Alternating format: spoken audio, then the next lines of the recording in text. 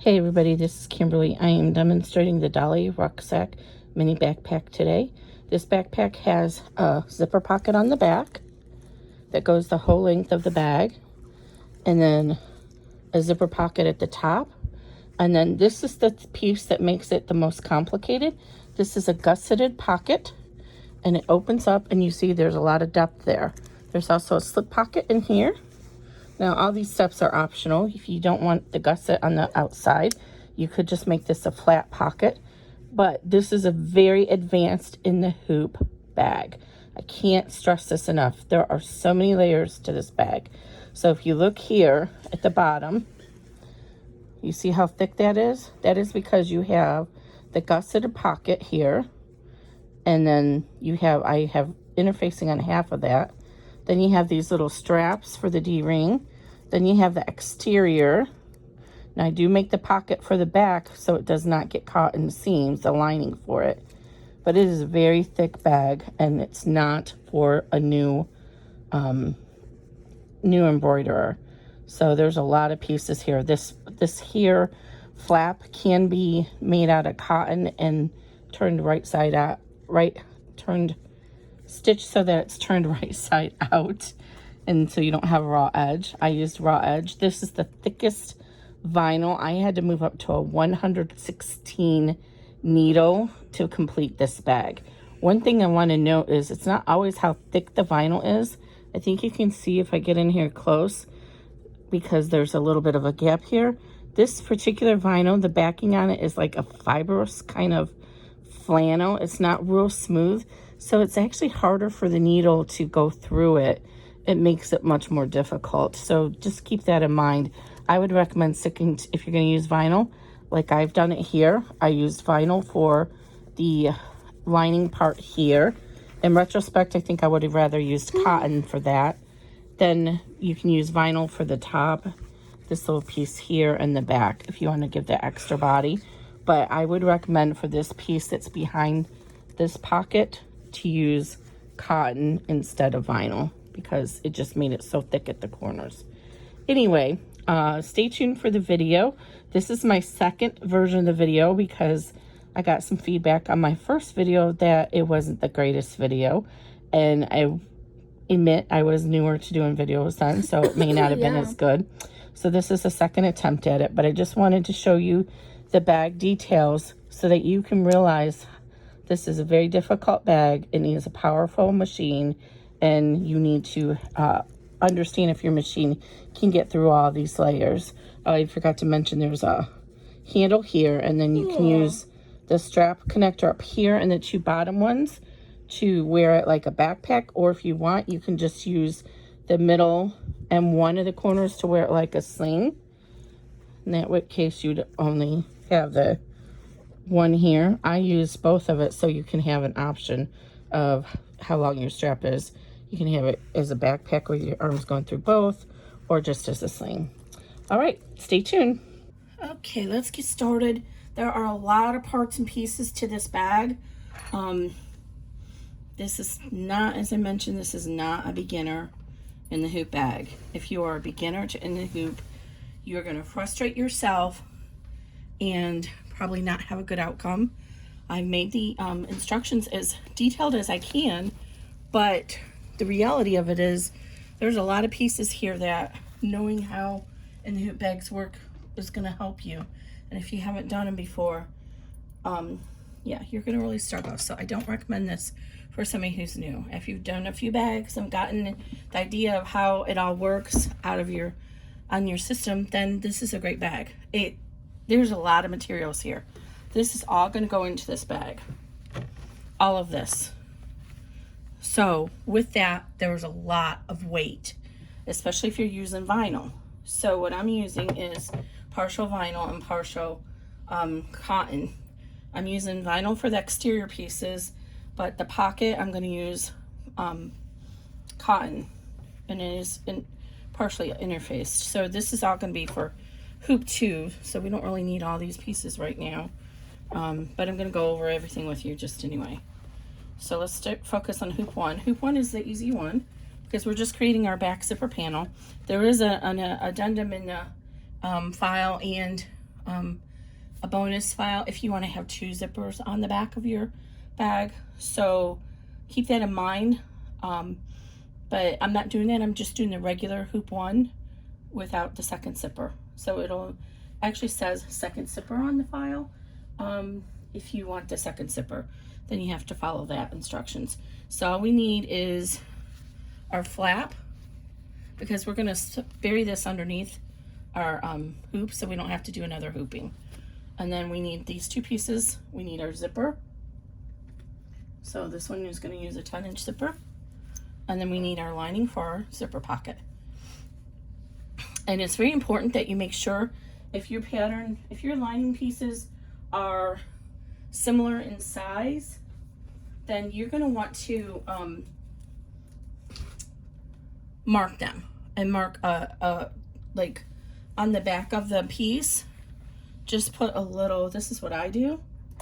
I just mark in the seam allowance. I just do an arrow like this.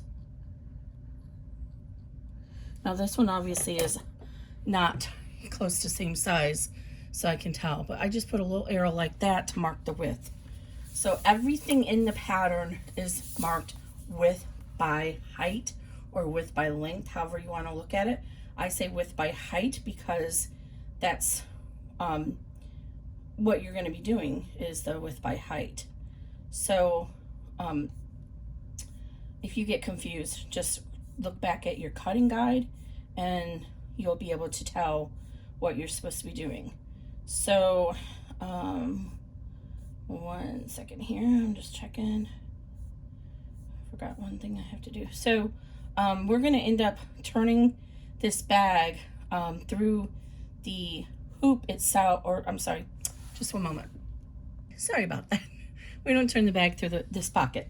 We will close this pocket all together. So that's hoop 1.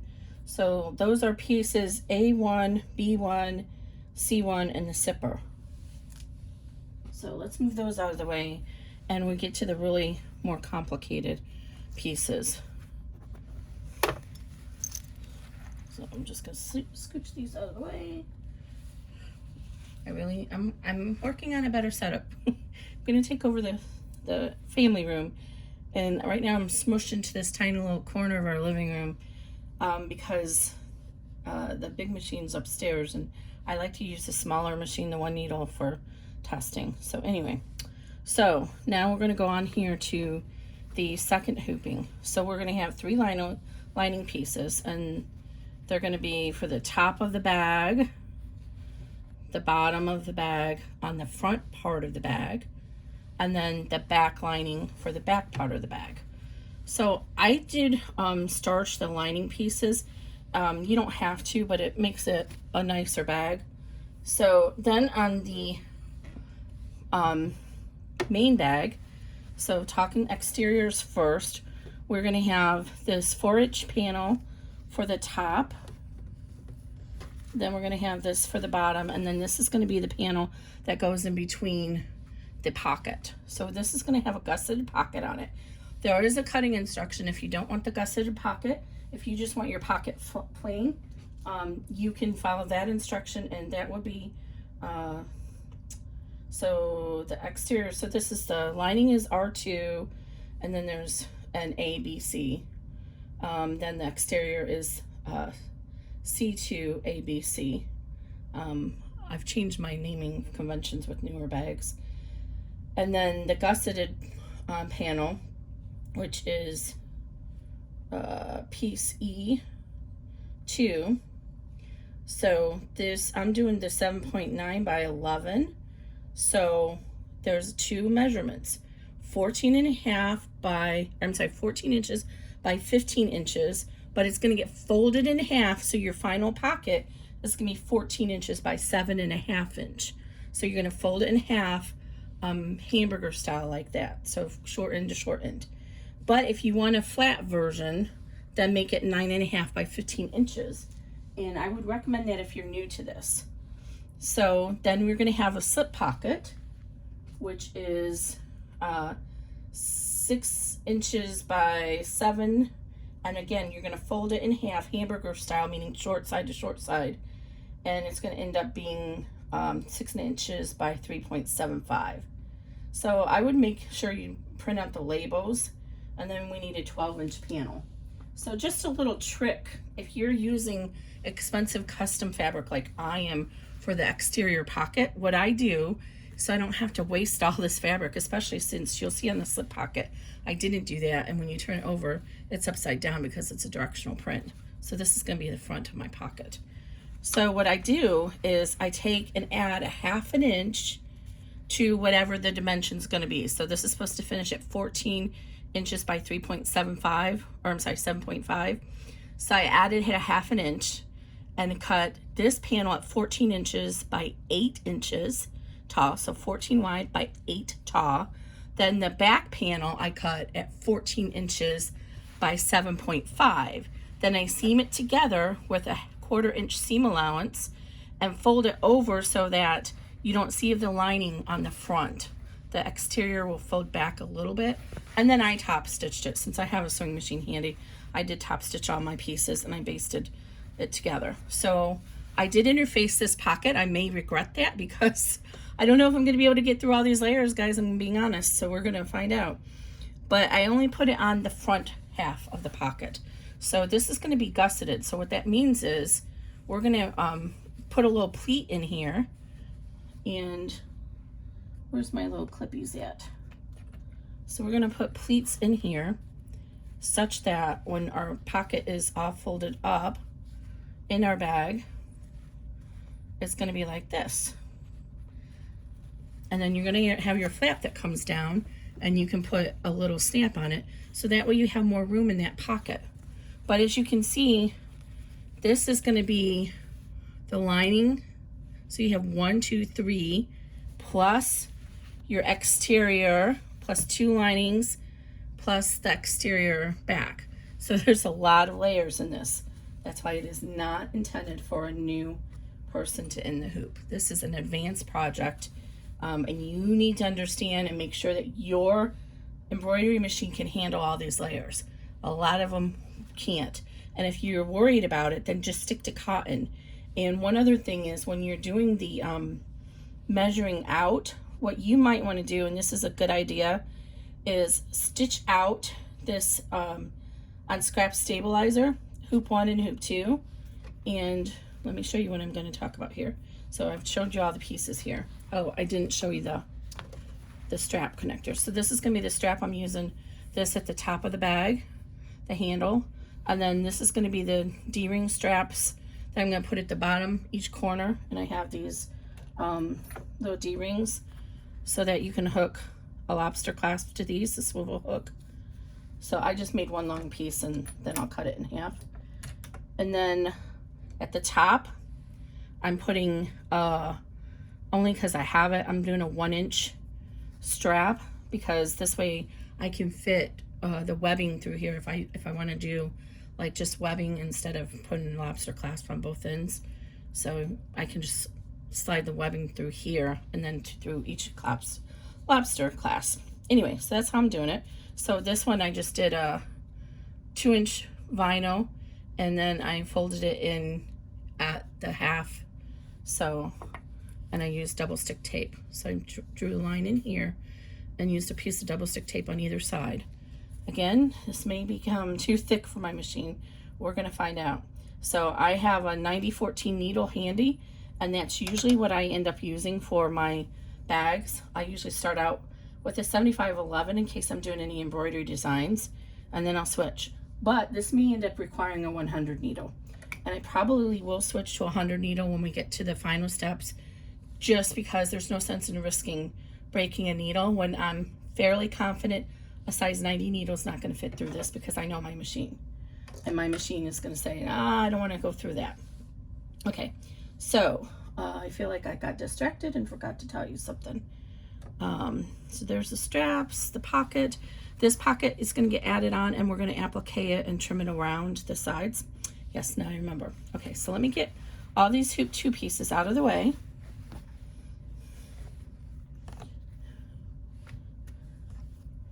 And having a bin to put this in, it would be really helpful, because you're going to end up dropping something on the floor and then you're not going to know where it's at, and you're going to get frustrated.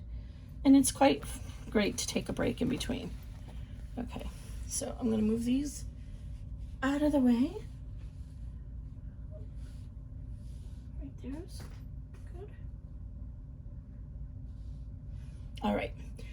So what I was saying is, if you're going to use cotton and you want to interface it, it would be a good idea to go ahead and print this out or stitch this out on maybe tearaway, and then cut it out. And then when you do all your measuring, I make everything so that there's a lot of room for error. So I make the cutting pieces much larger. Like obviously up here this tapers in, so I'm not going to tell you to cut this trapezoid. I tell you to cut a rectangle. But if you were to cut this out of cutaway or tearaway, whatever you want, and then use this, and you were very careful, you could go ahead and cut your interfacing this shape, apply it to the back of your piece, and then when you go to place this down, fold it in half so that the interface pieces meet, and then, you know, go ahead and get a ruler and mark the halfway mark here. Some patterns I give you a halfway mark. I didn't on this one. I'm sorry about that. But you can get a ruler out and mark the halfway mark and then lay it down, and that way you'll know your interfacing will stay within this body and not fall out of the seam allowance. And I would actually take it and make it this much less narrow, the interfacing. So make it, you know, go all the way down to here and cut in a ½ inch on either side and make your interfacing that side. And that way it'll stay out of your seam allowance and your bag will be more successful. You can do that for the cotton exteriors that you're using interfacing on. Obviously, I'm not interfacing any of my vinyl. Okay, so we've got our step 1 started here. So what we're going to do now is lay our zipper down. And I have 2 zippers. And did I already lose the zipper? Right here it is. So I'm using zipper by the yard. If you are using a regular zipper, you need to make sure that you have a good inch clearance on either end, because you don't want the little metal bits of that zipper to get stuck in your machine. So these have that little metal bit on it, right? You don't want that to get hitting your needle.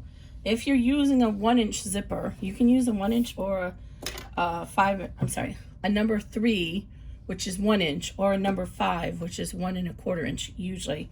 If you're using a number 3 zipper, it's usually 1 inch wide.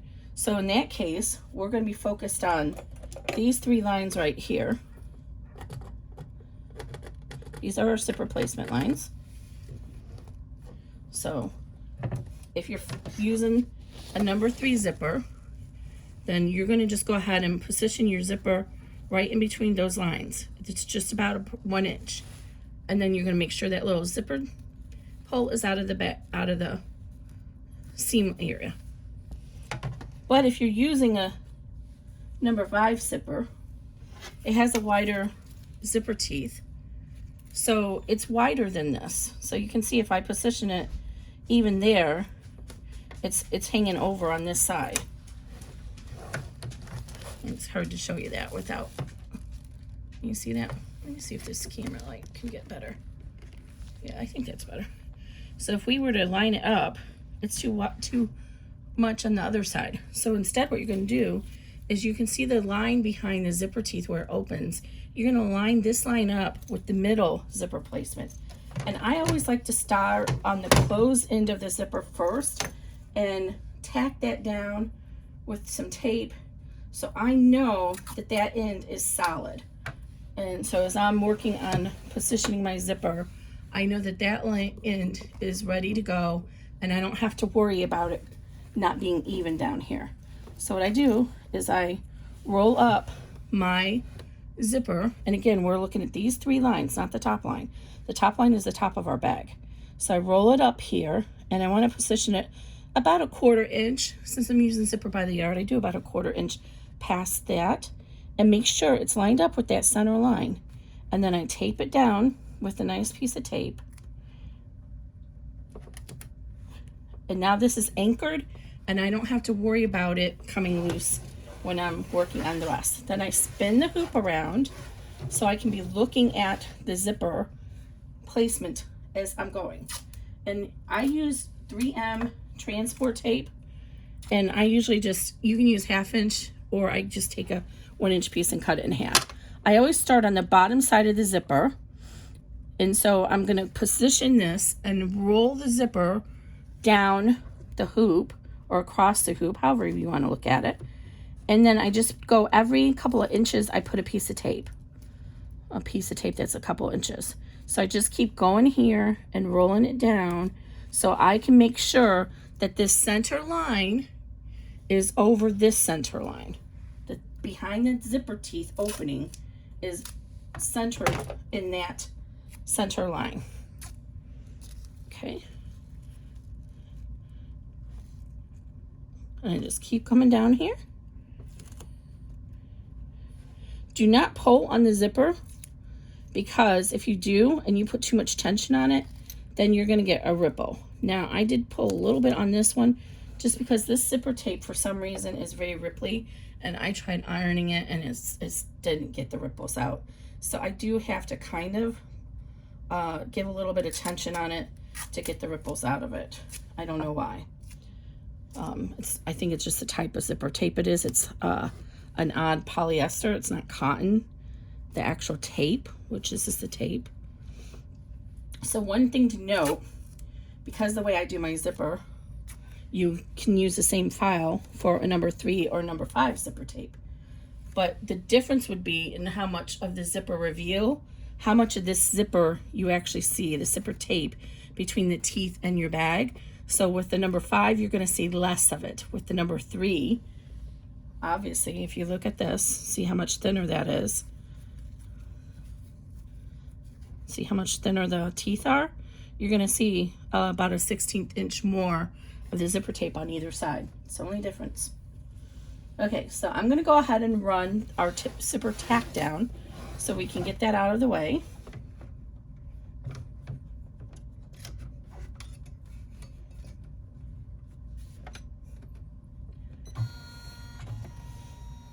Oh, and one thing, it's always a good idea to tape these poles down so they don't flop around and risk hitting your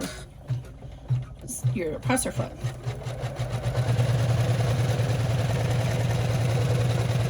I'll tape that down when we get done with this tack down.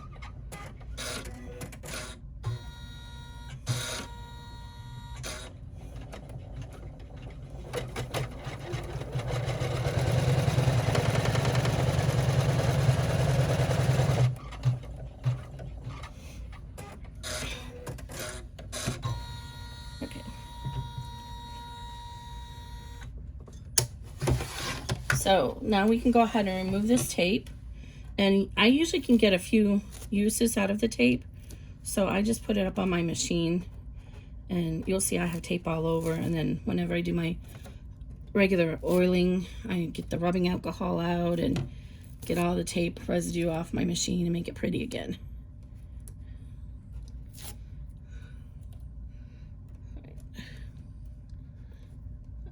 I do try as hard as I can just to capture the very end of the zipper tape so that it doesn't get stuck in there.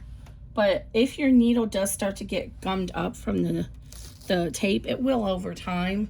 Use a rubbing alcohol. If your needle is still new enough that it's not causing you any fret, then use some rubbing alcohol and rub on the needle, and that'll clean it.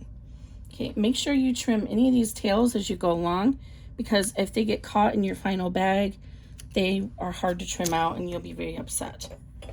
Okay, so now we've gone ahead and we're ready to lay our, position our panel for our flap. Now I added a decorative stitch to the panel. I'm not going to run that because I'm using a decorative vinyl and it would not match. So what I'm going to do is I'm going to center this panel over my placement line, and if you need to turn it around and hold it and carefully, you don't want to unhook your project, you can make sure you're covering it on all areas. Okay, just make sure you're overlapping on each side, and then I'm going to tape this down, And I'm going to skip the next step, which is 3, which is that decorative stitch I told you about. And I'm going to go ahead and go forward and stitch the placement line for the, when we add this to our machine, or I'm sorry, when we add this to our bag. There's a little placement line there. So I'm going to skip 3. And I'm going to run. Actually, I'm going to change the thread out. So I wouldn't recommend you do this, but just so you guys can see it better, when we get to that step, I'm going to change the thread color real quick.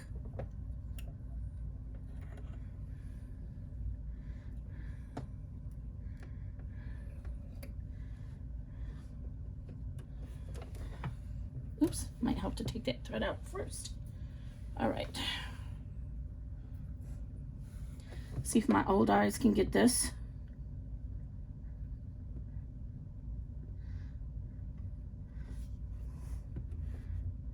Alrighty. So we're going to run step 4. And it's just going to give us a little registration mark to use when we add this to our main bag. Okay, now I don't want to have yellow be on my final bean. I want it to blend in, so I'm going to switch back to my purple thread. Although having a decorative color might be fun, but I'm just going to stick with purple. I just wanted to do that color so you could see it. I'm going to move this out of the way because he started to give me some trouble when I was threading. I will skip through some of the steps of the actual sewing. Some of it you don't need to see, but if it's a very short step, it's just as easy just to allow you guys to hang on with me while it stitches. And when we get to the end of the bag, I will be showing you, because that's where it gets really risky, and I'll show you the tips and the things that I do to reduce the risk of it going crazy. Okay, so now what we're going to do, because I'm using a raw edge material, I'm going to put this on the bottom of the hoop and just have these two sandwiched together. But if you are using cotton and you're going to turn your flap inside out, at this point you would put your cotton right side facing down to that, then you would stitch it around and then turn it inside out. Again, cotton, you're going to put the second panel right side facing down, tape it down, and run step 5. Raw edge material, we're going to go ahead and leave it raw edged, and I'm going to put this on the bottom of the hoop, and I'm going to line it up with this one, so the right side is going to face out or up at you, and we want to tape it down so it doesn't come loose while it's stitching. And then we're going to run step 5, which is going to seam this together.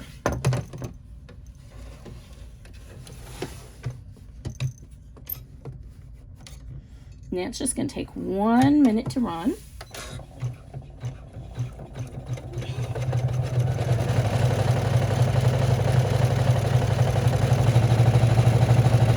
And I just kind of gross cut my panel, so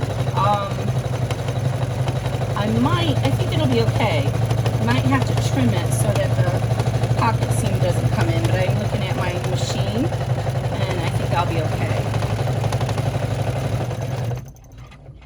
okay. And now I'm regretting that I used purple because the purples don't match.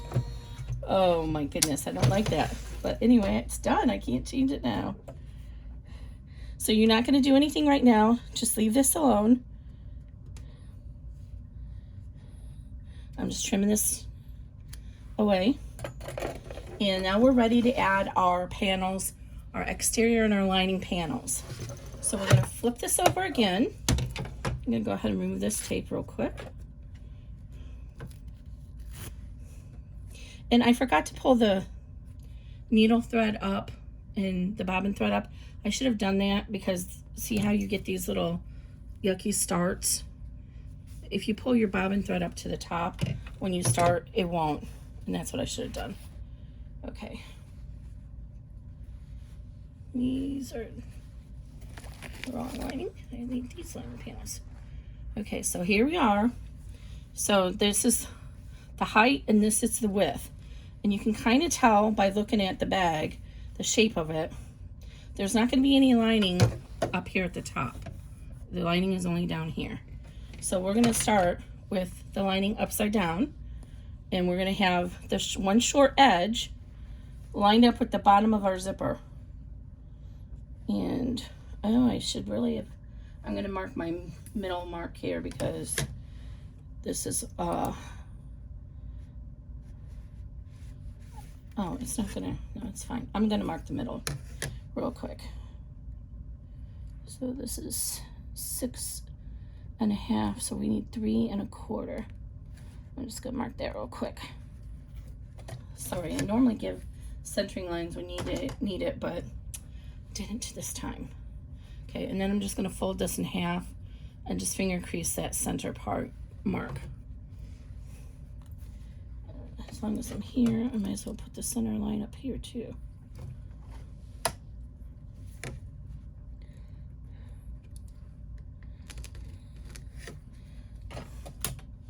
You can use the center of your hoop as well. Okay, so we want this right side facing down, okay? But you want it centered over your zipper, and then you want it touching the bottom of your zipper tape. You can see it through the stabilizer. If you are having trouble seeing it through the stabilizer, then just line it up with the zipper tack down. It's fine, the placement I mean. So if you're having trouble seeing the zipper tape through here, like I can see it right here. If you're having trouble, then just line it up with this original die line right here from color stop 1.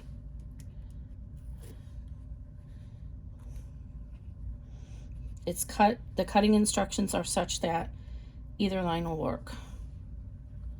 Okay, and then when I flip my hoop over, I like to hold my hand up here. Let me zoom back out so you can see better.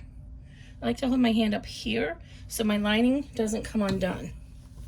Okay, and then I just turn it to whatever direction works better for that step.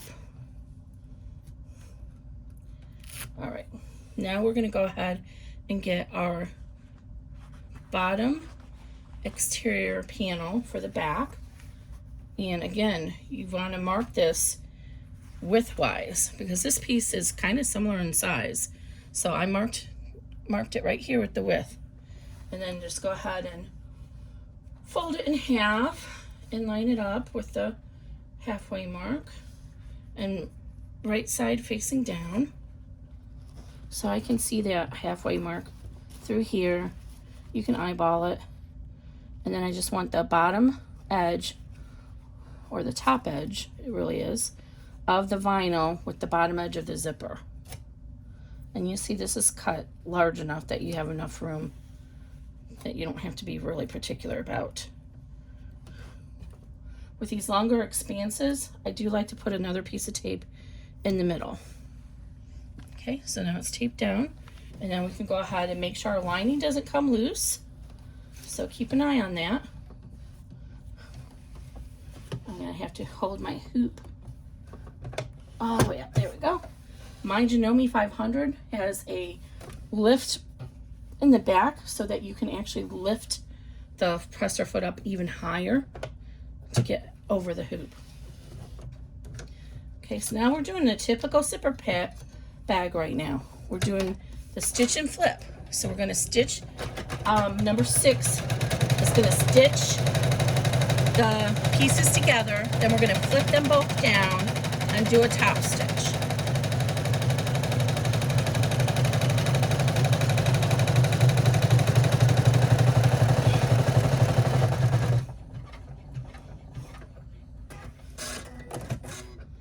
Okay, so we're gonna flip over to the back of the hoop.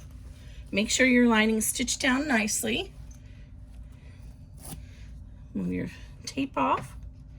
And now we're gonna go ahead and finger press this seam right here.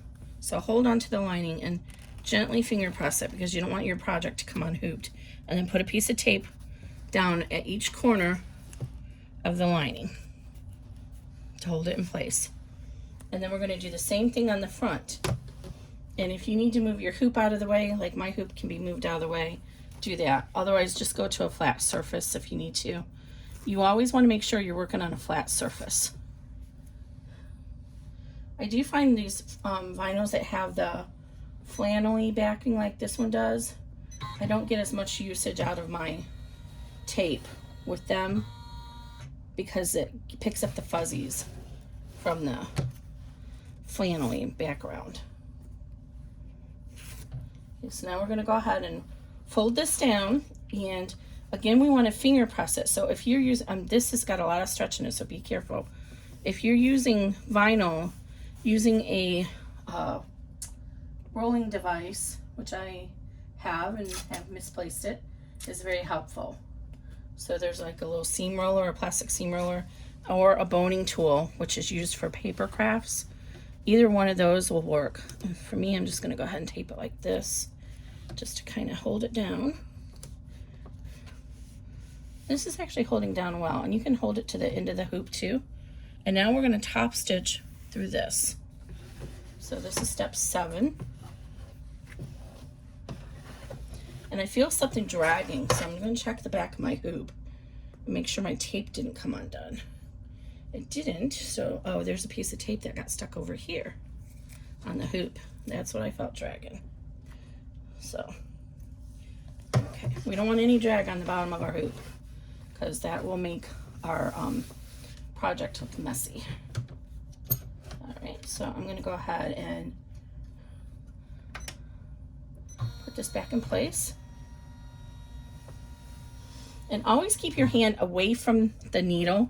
But we're so far away, if you need to hold this down here gently, you can, because we're way away from that needle. But you always want to resist trying to reach and stop if something goes wrong. So if this suddenly starts flipping, you don't want to reach your hand in there. So I usually always keep my stiletto tool handy so I can do that. Okay, so now we're going to do exactly the same thing for the top panel and the second lining. So I'm actually going to go ahead and fast forward through these steps. Ooh, my tension, it did not like that.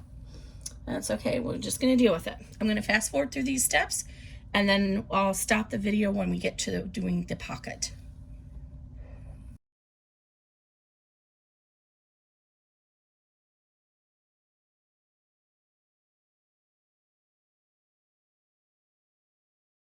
Okay, sorry about that. Did you see what I did wrong in that fast forward?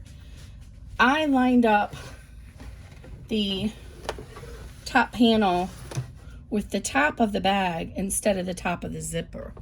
You might make that mistake too. So it should be lined up with the top of the zipper. Need to follow my own instructions, not the top of the bag.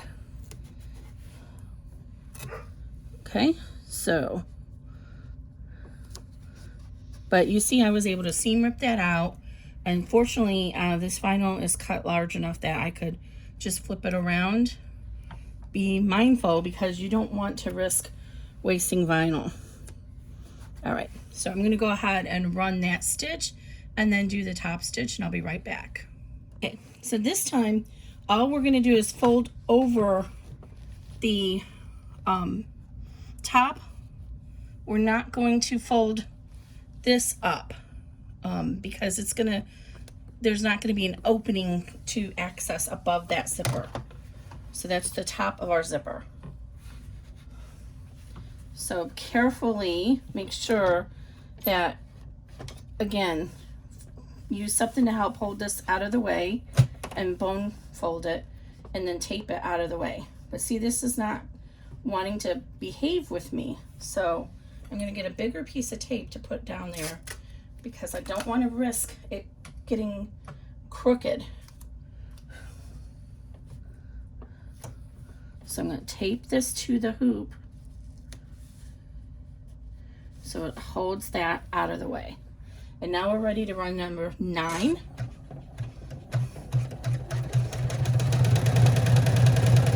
And see how okay, it's doing okay.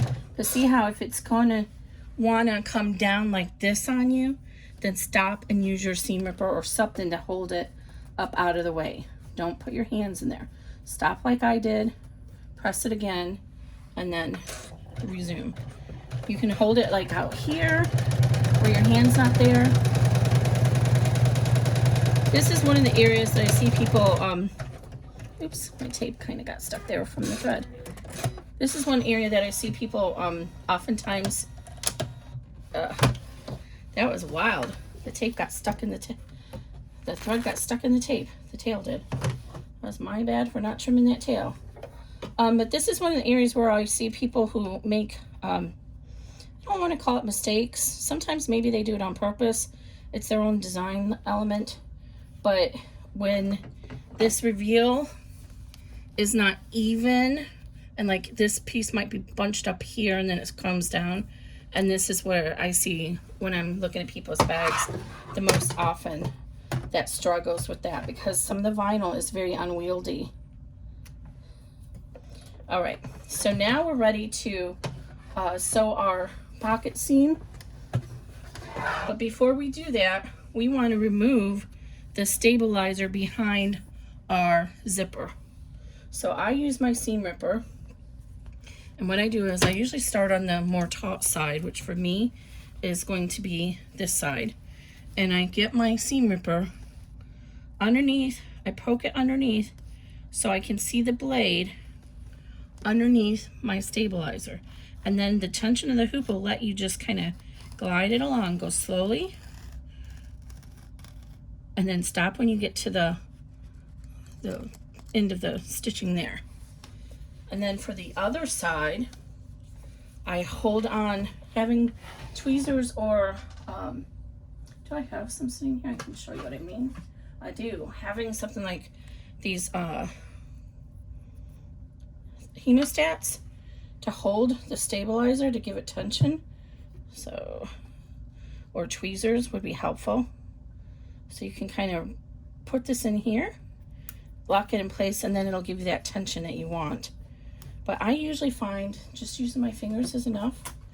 So I'm gonna go ahead and finger crease this just so it's a little neater when I have to rip out the stabilizer.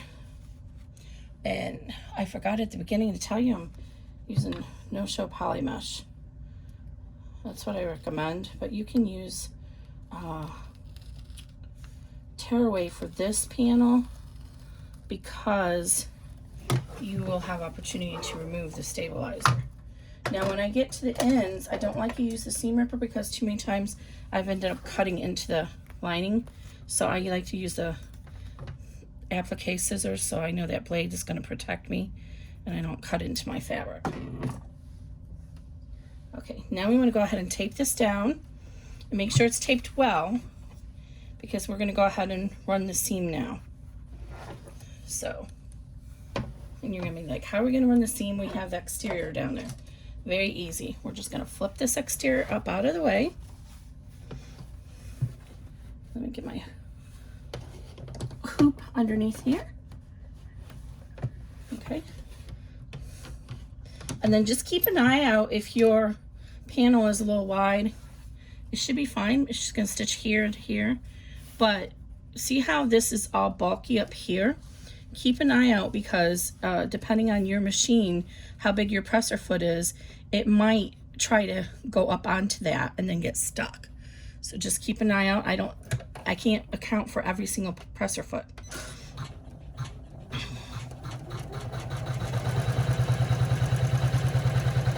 Now I'm just making sure my that tension was way off. Oops, I'm gonna have to redo that. I might get lucky when the return might catch it. And it didn't.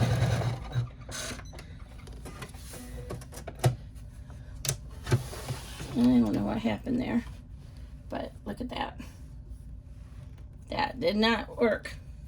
That is not how it's supposed to work. So I'm gonna back up and restart that step. And I'm gonna pull my bobbin thread up to make sure that it catches. I have that issue sometimes with this machine going through the the stabilizer if I'm just stitching through the stabilizer. But I don't usually have it when I'm going through layers like this.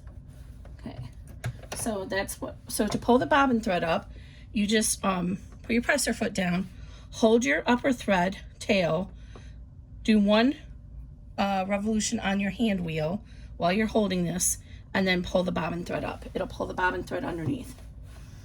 And then I like to hold both threads off the side until it catches, and then I stop and cut them.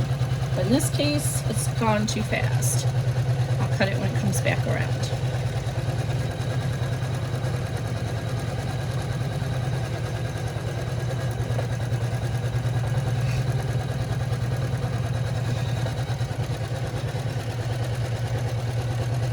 And it'll show you have 2 more steps left, but you don't. The last step is just a step that will help to prevent the machine from returning to the center. And when it does that, it can sometimes get stuck on hardware or any other goods that you have. Now, before you go forward, you want to turn to the back. Oops. Oh, where that thread's at. I was pulling that thread. And make sure your lining did stitch out neatly and nothing got gobbledygook there.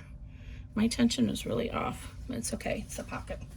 Okay, so now we're gonna go ahead and run our placement registration. So again, I'm gonna go ahead and switch over to a different color thread so you can see it better. And before we do that, we do have to move our zipper pull. Now, your machine might be okay, but my machine, when it goes over the open part of the zipper tape, it sometimes, because it's so small, the little presser foot will bunch into that and bump it. So what I do is I put a piece of tape on the open end of the zipper tape just to make sure that that doesn't happen. And I'm also going to show one more thing to you, because I can tell right now this could be an issue. So we're going to go ahead and stitch around to close that zipper tape on the left side, on the open side, so your zipper pull doesn't come over. But as it goes around, can I get this in here? As it goes around, see how this is really thick right here? I don't want my presser foot to hit that and get stuck on it. So I'm going to put a piece of tape to hold that down. And again, I'm using the Transport 3M tape, or 3M transport tape, however you want to look at it. And I don't have too much trouble with anything sticking through it. If my needle gets too gummy, I'll just clean it, but usually it's not too bad. Okay, so we're gonna start over here, and then it's gonna stitch your registration at the top, and then over here it's gonna stitch over to close the zipper. So we want to move our zipper pull over to the middle, and I have some threads here I need to trim. I don't know how that happened. Oh, there they go. Okay, and you can tape this down. Be mindful though, some vinyls will lift off the paint from the tape. So I don't know, so far this one seems okay, but I'm not going to take any chances because I can tell it is painted. So I'm going to just leave it in the middle. So here's my top stitching ends here and here, so I know it's not going to hit it. But this is what I'm talking about. See how this is open right here? I don't want my presser foot to get stuck on there. So I'm going to put a piece of tape to cover that opening. And then I'm going to do the same thing at the other end, just so that it doesn't, let me flip this around the other direction so it's easier to see.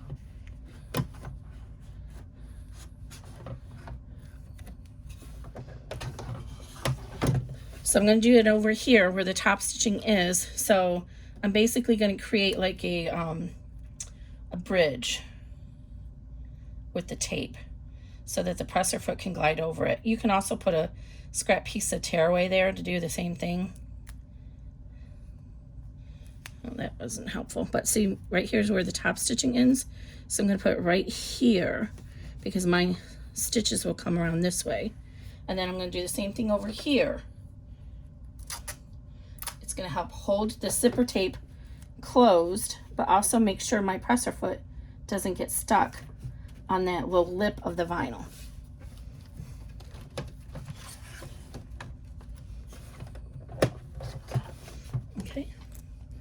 See that? All right.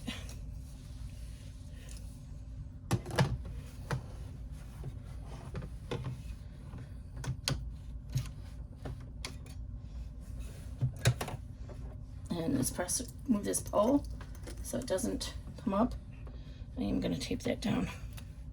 Hopefully it won't lift up any paint off the vinyl.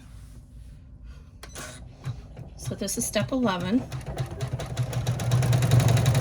And it's just going to reinforce the zipper. Ooh. Oh, that's not good. See, it didn't like that thickness. I just broke a needle because I didn't switch to the 7511. Or I'm sorry, to the 9014. So let me fix this needle issue and I'll be right back. So I finished step 11 and we're done. One thing to be mindful of is after step 11 finishes over here, it's going to stitch over here and do this registration and then come back over here to stitch this. Be very mindful that you don't hit the zipper pull. So you might have to stop your machine and move your zipper pull in between there. All right, so we are done with this hooping now, and we'll go ahead and remove all this tape and take it out of our hoop, and we'll finish our second hooping. So I'll go ahead and show you the cleanup we have to do on this first. So remove all the tape.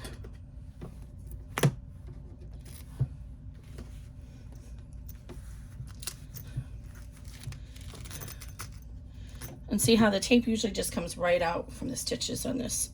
It's pretty nice. Okay, and it helps to remove the tape on the back too.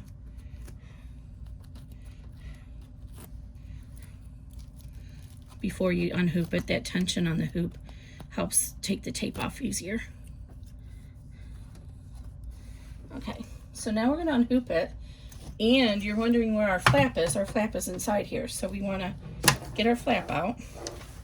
So again, if you were using tearaway, you can just tear away the stabilizer. But since I used cutaway, I'm going to carefully cut away the extra stabilizer all around the bag.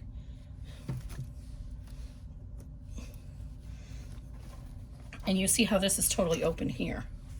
So I'm just going to carefully, I don't want to cut into my stitches.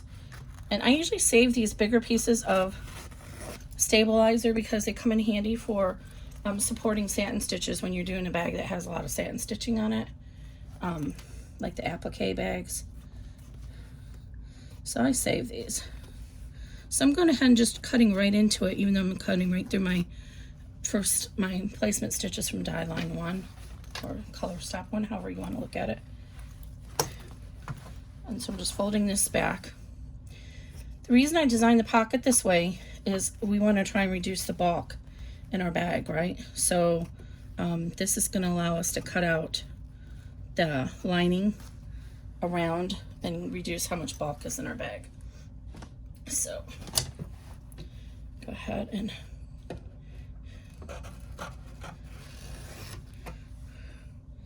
now you can use your seam ripper to carefully cut this away from your bag. So just like we did with the zipper, I'm going to put my seam ripper up here, get it underneath so I can see it. I do not want to cut into my lining. And if you feel better about doing this with small scissors, you can. Obviously, if you used tearaway, you can just tear it away. I think I had a piece of tape there. Okay. And because the seam doesn't go entirely up to the top of the zipper by design, there's a tiny little gap there, but you can't see it inside the finished bag. Then it makes it easier to cut across there.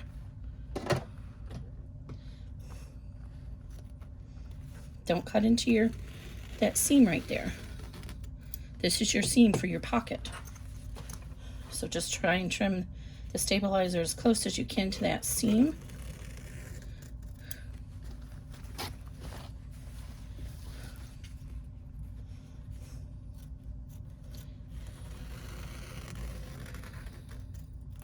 All right. So there's our flap. So what I would do is take this to my cutting table and trim the extra 1/8 inch away from that final bean stitch all the way around. That way it's nice and neat. But we're not done here with our pocket yet. We want to cut and leave about a 1/4 inch to 1/8 inch seam on the outside of this. So we're going to cut on the sides, and then when we get to the top, we will pivot and go out to the side here. Make sure that the exterior and the lining are out of the way. I have my finger under there so I can make sure I'm not cutting into those. And then pivot. And now we just reduced our seam, our bottom seam, with all this extra material.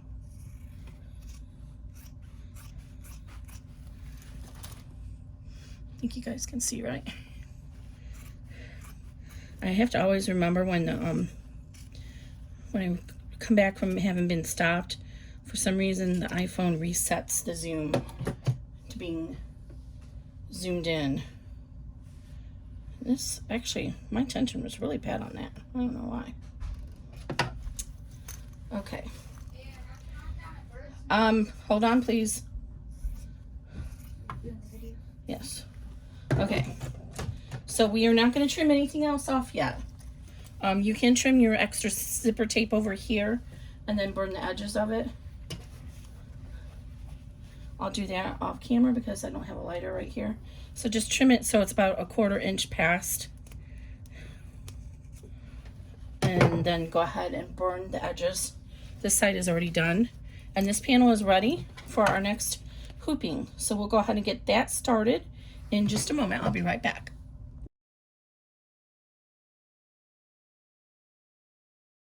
Okay, now we're on to hoop 2.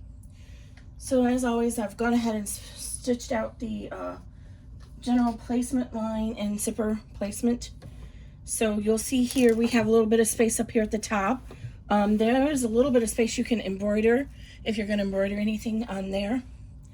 Just like we did before, we're going to position our zipper, and I'm not going to go into detail on that because that's in the hoop 1 video. But we're going to go ahead and anchor it at the closed end or right hand side of the zipper, bag. Generally when I'm speaking, I don't usually refer to the hoop because I don't know how you're going to have this bag positioned in your hoop, especially like if you're using one of the smaller bags. You might have it positioned horizontally versus vertically, or landscape versus portrait. In the Janome 500, and I believe it's the same case with the 550, it will not read a file in landscape orientation that is wider than 7.9 inches. The widest stitch area for the Janome is 7.9. So this hoop is 11 by 7.9. So I could, in theory, do a bag that is, say, 8.5 inches wide by 4 inches. But if I load the file in landscape mode where the 8.5 inches is this way, it won't read it. And it doesn't have any concept of being able to rotate the design. I think that's a bug or a design failure. I've not, even my very old Bernina 180E was intelligent enough to know when I loaded a design that was in the opposite orientation, was smart enough to say, hey, do you want to flip this? Because this is bigger than your hoop. But not Janome. I'm hoping that that's not an issue in their newest $22,000 machine. And yes, I want that. I won't pay $22,000 for it, but I want that machine. It's supposed to be very powerful, and that's really appealing to me because I want to be able to do more materials than I can on this machine. And I said it in the beginning of the first one, I cut my zipper way too long here.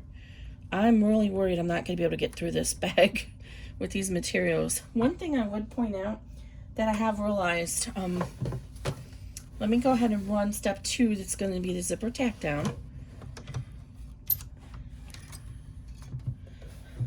Sometimes I don't necessarily know if it's the actual thickness of the vinyl as much as the underlayment, because this has got this really flannelly kind of underlayment on it. And you see it's kind of thick, but it's also the texture of it makes it that the needle is harder to, the needle is harder to get through it. So when you have all additional layers of that, that seems to be the issue. Ooh, that didn't work out very well. Look at that. I'm gonna have to redo that piece because it didn't stitch down on the top very well. I wasn't paying attention. And it's because of the pre-wound bobbins. They're wound so tight that Janome doesn't seem to handle them very well. And so sometimes it won't pull the bobbin thread. So again, hold the tail, turn your hand wheel, and I have to hold the thread against the needle and then pull the bobbin thread up, and that will help the tensioning. Bobbin thread doesn't seem to be wanting to pull. Maybe that was the issue all along. Oh, there it goes. Okay. So hold these off, and I'm gonna, and it should keep it now.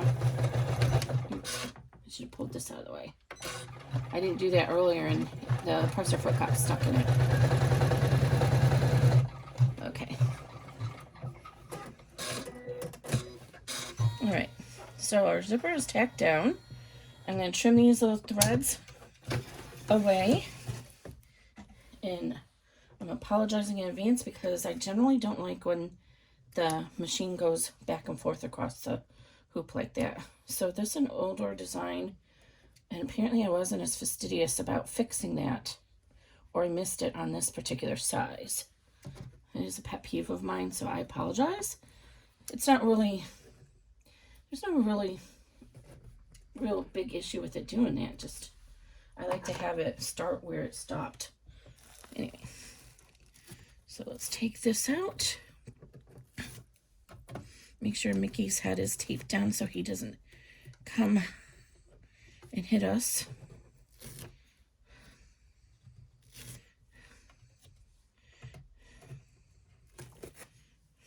And I hope the lighting is okay because I started this early in the afternoon and now it's nighttime. So my first video wasn't as good. I had some complaints about that, so I thought I'd do another video. Okay, so we've gone ahead and done our zipper tack down. So that's all ready. And so now I'm reading my notes and I'm being told, take the time to mark and measure 1/2 inch line away from the bottom of the placement die. Use this to line up the pocket later. Okay, so let's do that. So what this means is, this is your die line or your placement line. It's hard to see on this translucent material. When we lay our pocket down, we're going to lay it out the distance of our seam allowance, which is 1/2 inch. We'll trim it more. So we want to put our 1/2 inch mark of our ruler here at the bottom and draw a line so that we know where to position our pocket later. I'm actually going to take this all the way to the bottom of the hoop and do that on both sides. You want to do it now because you can see it now. And always make sure you have your hoop against something firm when you're drawing on it or anything like that. Okay. So we did that. We don't need the zipper. Okay, so now we're going to take add the lining and front under zipper panel. So we want B2B for the lining, which I'm looking at this on my iPad and I wish I had a way to have both the files open at one time. I'm going to go ahead and list a cutting sheet in the group where you can cut out squares and attach it to the bag. So I'll add it to the file for anybody who buys it new, but for the others, then I'm going to do that. Okay, so we want the bottom lining, which is a 9.5 by 10.5.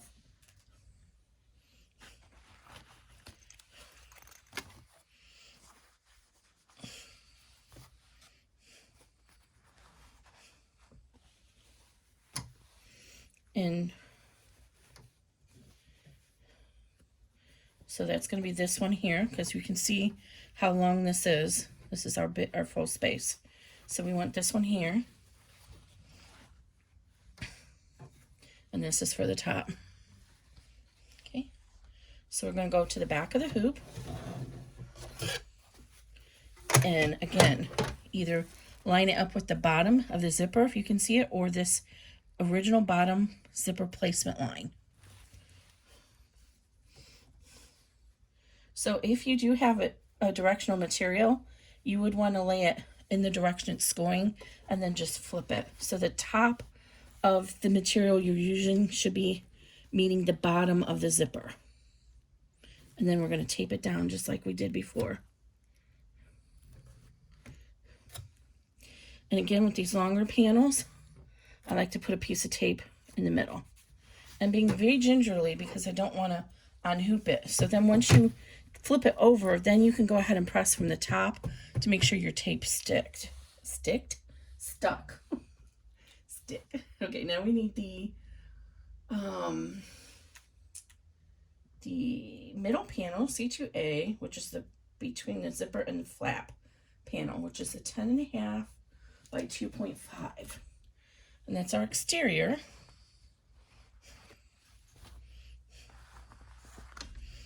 So we have, this is going to be the top,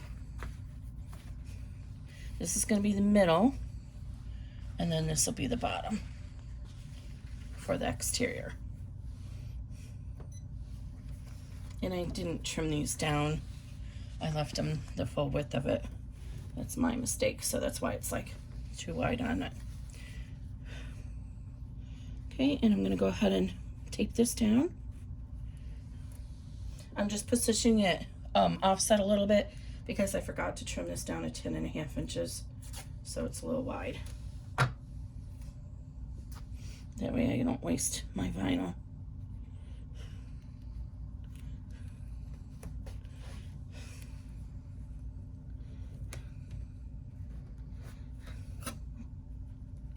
All right, now we're going to run step 3.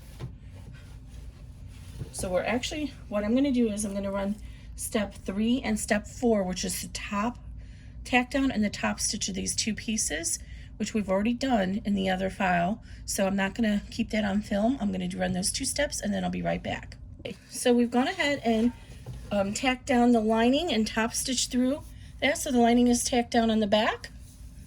And we've done the middle panel. That's going to be between our zipper and the bottom. And now we're ready to add the top on. So same thing, we're going to go to the back and we're going to put the other lining panel. But again, don't make my mistake from hoop 1. We're not going to line it up here. We're going to line it up with the top of our zipper or that original die stitch line from color stop 1 if you have a hard time seeing your zipper through the material. So we're going to put the bottom side. So if this was directional fabric, and you had it this way, in this case, the bottom side is going to be lined up with the top of the zipper. But I'm not using directional fabric, so we don't have to worry about that.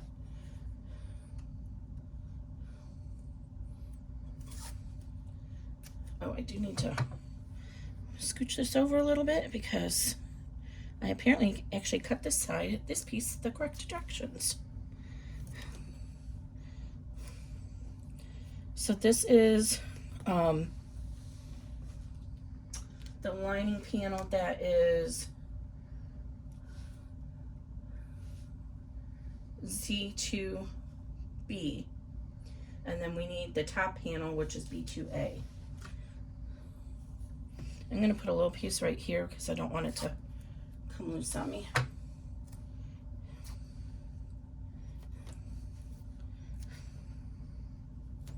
Okay, and then the same thing here, we're going to get our top piece, which is this 4-inch one, and the same thing, we're going to line it up with the top of the zipper or the placement line, not this line.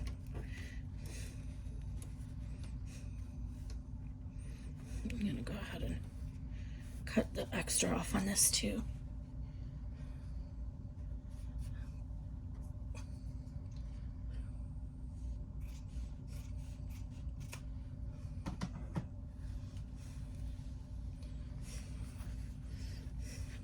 And I'm just going to reuse this tape that held this down. Did I pull it? No, it didn't. I thought it pulled the paint off, but it didn't. And as it's mentioned in the PDF, this stabilizer is going to stay inside. I forgot to mention at the beginning of the video. I always forget, but I always use no-show poly mesh. If it was something different, I would make sure to tell you. Like the wallet I just released, you have to use the water soluble. So we're going to go ahead and run step 5, which is the tack down, and then step 6, which is the top stitch. So I'll go ahead and do the fast forward through that so you can see it if you want to, but not to waste your time.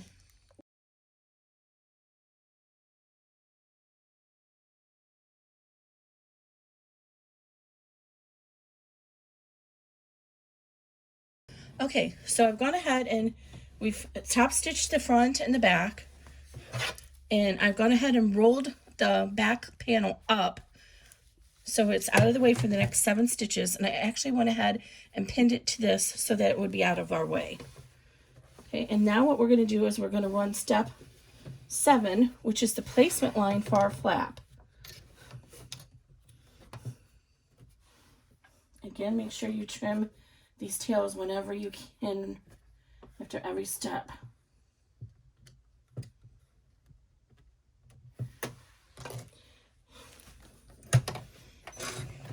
So we're going to need our flap. And I have not put the magnets on here yet. I'm going to do it at the end because I have rivet magnets.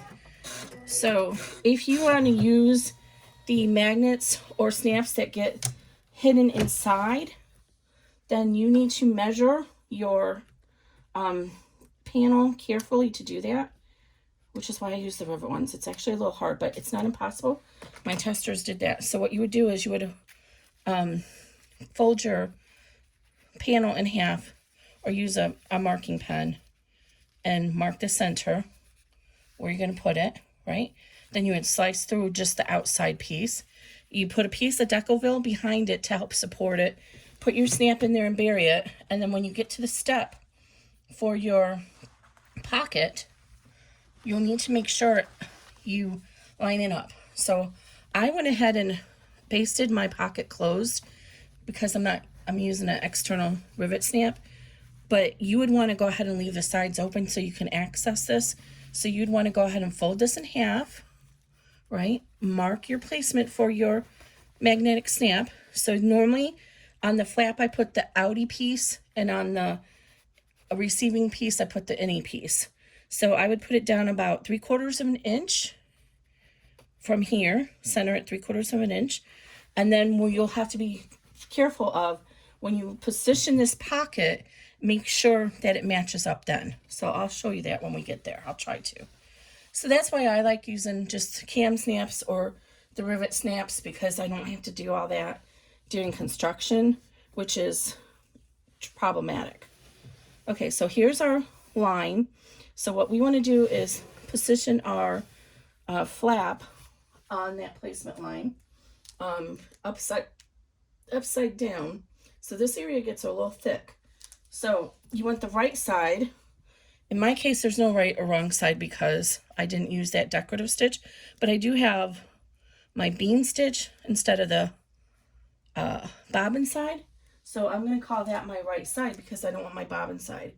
So we're going to lay the right side facing down, and we're going to match up these little tick marks that we did. So this is the right side. So you're going to lay it down here and going to mark. And what you could actually do is on the back of this, you could draw a line to help you position it. So there, because it's going to get stitched over. To there. if that helps. With the vinyl pen would be better. Anyway, okay, so we want to line up this here line with this line.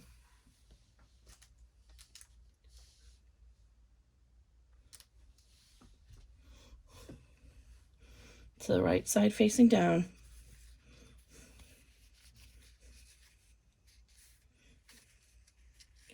Okay, fold it in half, it's easier. So now that's meeting here, and then these lines should be right on top of each other. Okay, so that's there. Okay, then I'm gonna carefully put a piece of tape to hold this in position a minute. And then I'm gonna come down here and make sure that that line is right on top of each other. Okay, see, I want this line right on top of this line. Then I'm gonna get a big piece of tape to hold it down. And then I'm gonna flip the hoop around to the other side so I can check it and make sure it's lining up nicely and evenly. You don't want a crooked flap.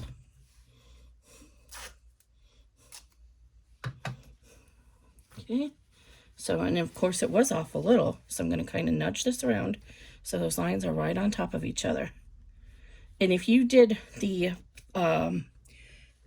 position, if you did the flap where you turn it inside out, it would actually fall within this little placement line as well.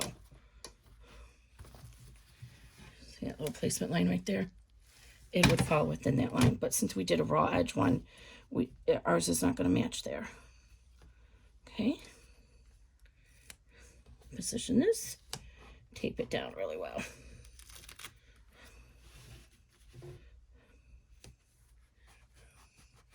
Okay, so now we're going to run step 8, which is going to tack that down. And this is where it's getting really thick. I have a 90-14 needle in here. If you don't have a 90-14 already, make sure you get one.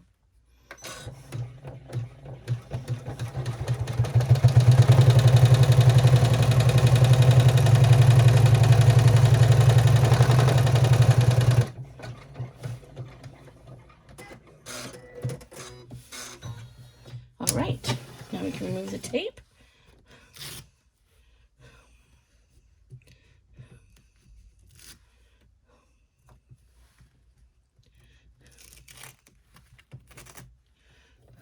Trim that little thread.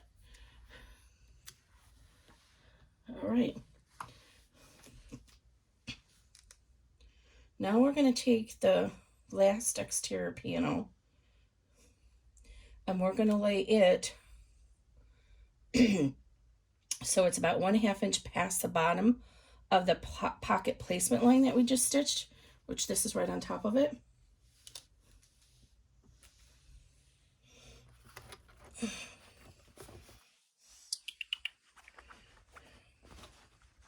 Okay. Get our pocket, we're going to need that. So we basically just want to line it up with this, and we're going to stitch it down. Oh, that's the wrong way. Make sure you pay attention to the width versus height. I almost did it wrong. Now you can see it was obvious to me because it was too wide, but I forgot to mark this. We want it width versus height. So we're going to put this down here and center it and then tape it.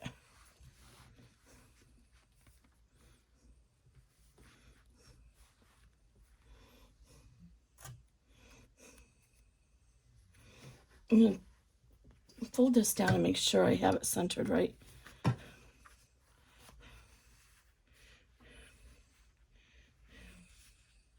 Yes. Okay. Oh, and I forgot to change my thread color back. So let me change that back.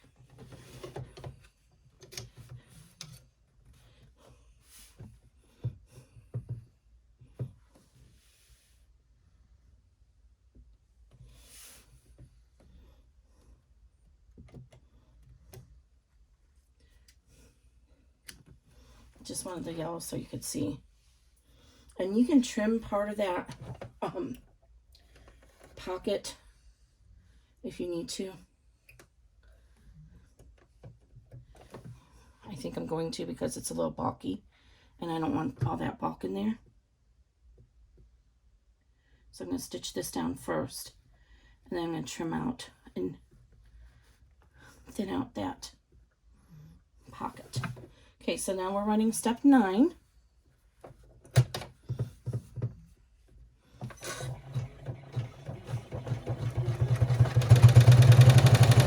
Oops. You see that? Just pulled it right out. Let's go back and start over.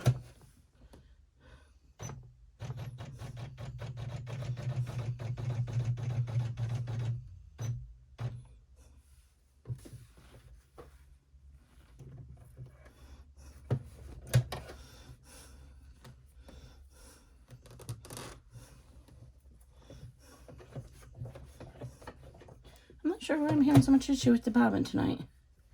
Coming up. All right, there we go.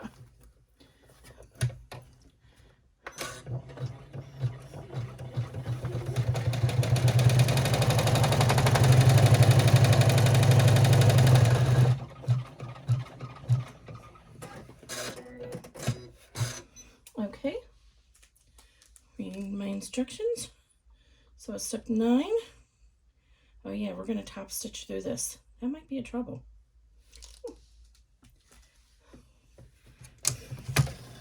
Because this is really thick. So, let's go ahead and trim out. Oh, we can. This extra bulk right here. You see why this is, I'm recommending that this be a advanced project, because there's a lot of knowledge of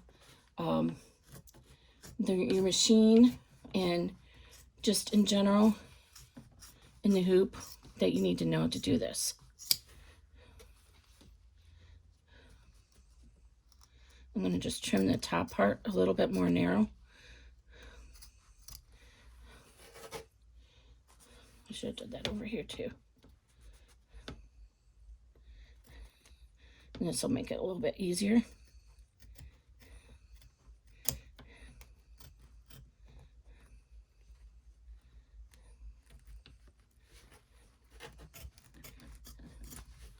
All right, this is a very long project if you haven't already guessed.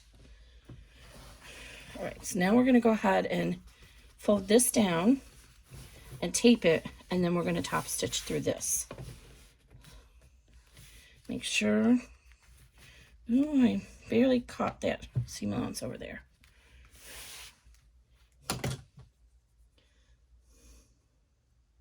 Yeah, I definitely recommend that you use a ruler and mark your centers so you can make sure everything's lined up well. And I apologize that I did not provide that in this file. I got better as time goes on. I try to give as much as I can. All right.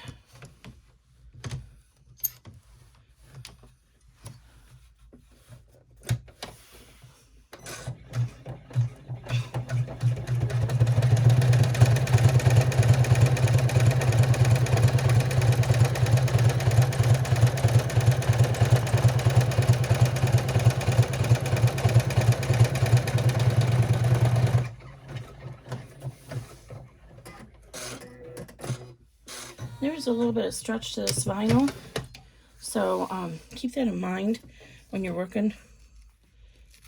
So I'm going to go ahead and reposition that. All right, so now we're ready to add our pocket. So I'm not going to change the color just for the sake of time. So we're going to run color stop 11, which is our pocket placement line.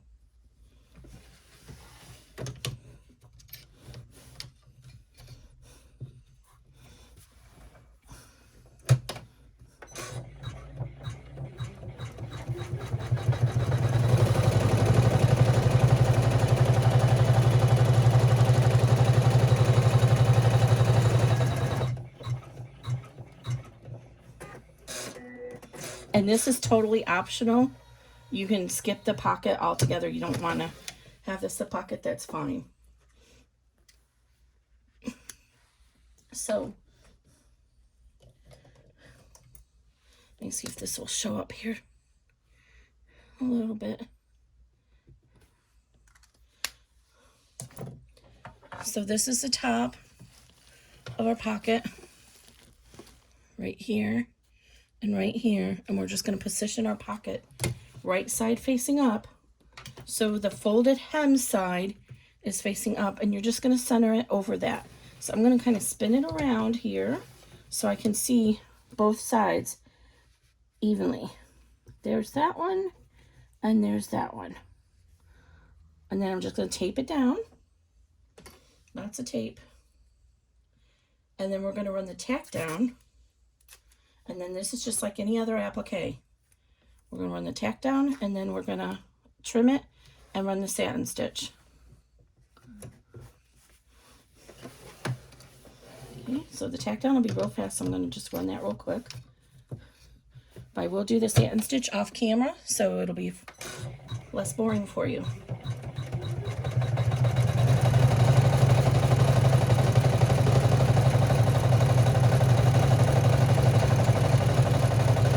And you could use vinyl for this step as well. If you use vinyl, I would just fold under a 1/2 inch at the top. That way there's some extra body to it, and it's not just a loose pocket. And I use like permanent double stick tape that I get from Amazon. Okay, so now we have this stitched down. We're going to use the applique scissors and trim it all the way around. If you are using vinyl, you could actually just leave the bean stitch as is as the final stitch. And just trim it close. That'd be totally okay. So with the applique scissors, I get the best results if I try to keep the blade as perpendicular as I can to the stitching. And I just kind of go along a little bit at a time and try not to cut your stitches. It's not the end of the world if you cut into them a little bit, but you want to try and avoid it if you can. Oh, and look, I didn't even do a very good job right up here. If you don't get close enough, then what happens is when it does the satin stitching, the needle splits the fibers of the fabric, and you have all these little frays in your satin stitching, which you don't want.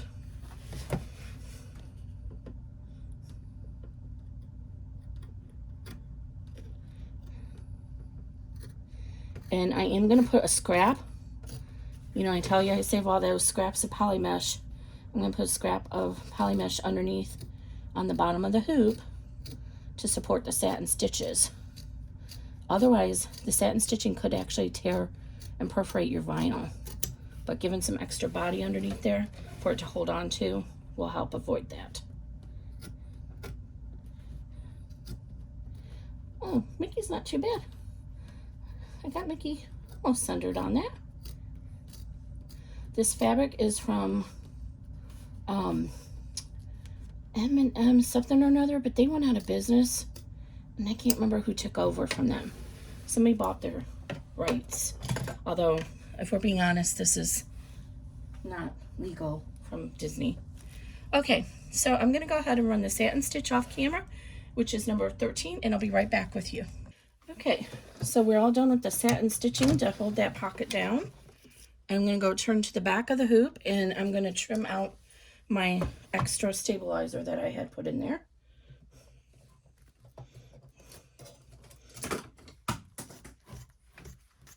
And you've still got your lining stitched out of the way.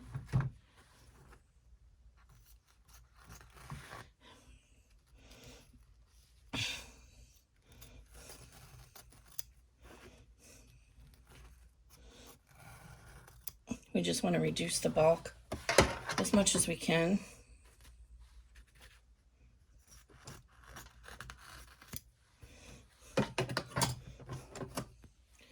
All right.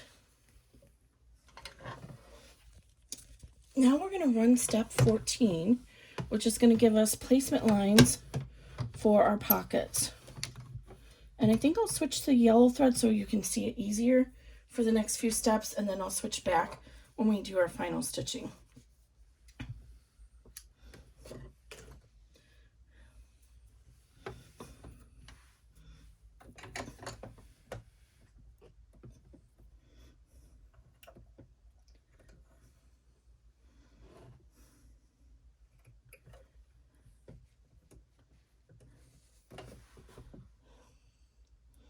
Because it's kind of hard to see these little stitches for placement if it's in the camera. They're just a few small steps.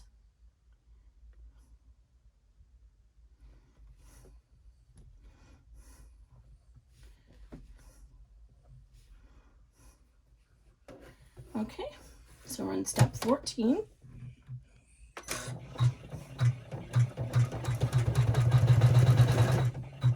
Make sure you be careful when it comes across the hoop, that if you have a thick pocket here, like vinyl or something, that it's not going to get stuck on it.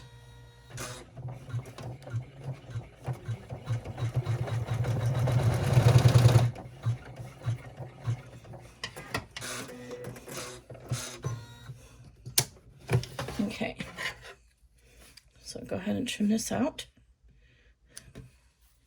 Okay, now this is going to start to be the part where it's the most difficult with adding our gusseted pocket. So we're going to work on the left side first. So we're going to tack this down and make sure that we have it meeting at the top of this line and then our little stitching line that we did there. And then we're going to tack down just the left side. So this is our pocket. The right side is facing up. Here's the top of our line. Can I get this in any closer? There you go. We're going to make sure that the top is right there and the side is lined up with that 1/2 inch mark that we drew earlier. Right there. So the side is here, the top is there.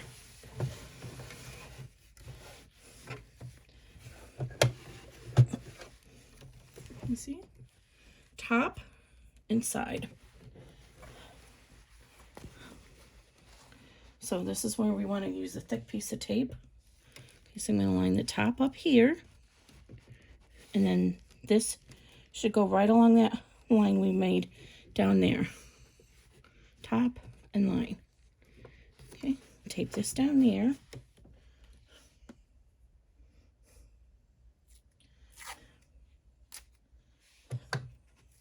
And tape this down here. And this is where we're at. So the extra fabric is going to sit over your rest of your hoop. Okay, then we're going to run step 15, which is going to tack this side of the pocket down.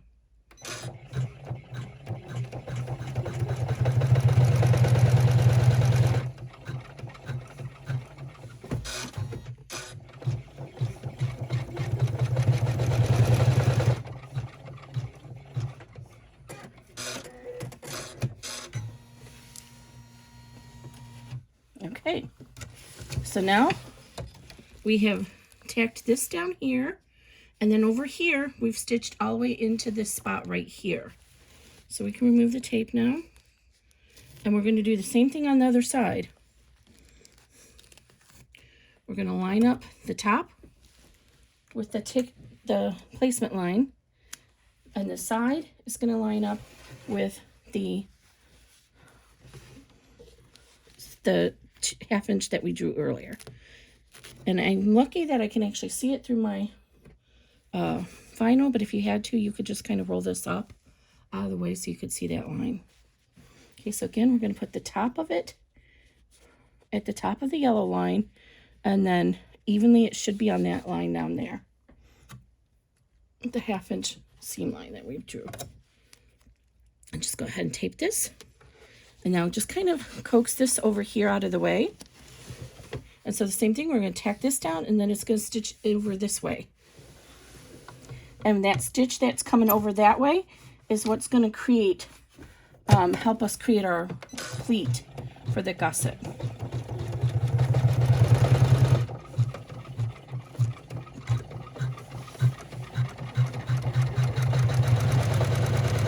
Now I think you can see how thick the layers have gotten. It's going to get thicker. All right. So let's remove this tape.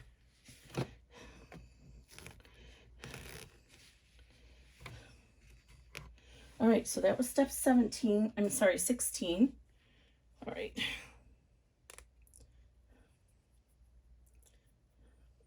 So now we want to fold the pleat in to distribute the excess material.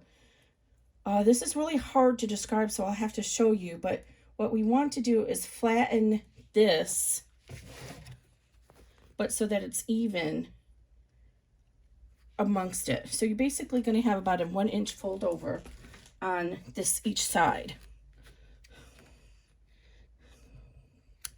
So this line stops here. So we're going to kind of fold over the loose piece like about 1 inch and then fold this down. And then make sure it's even at the top too. So just approximately 1 inch. And then if you do the other side, it should be even as well. Okay, sorry. Okay, 1 inch.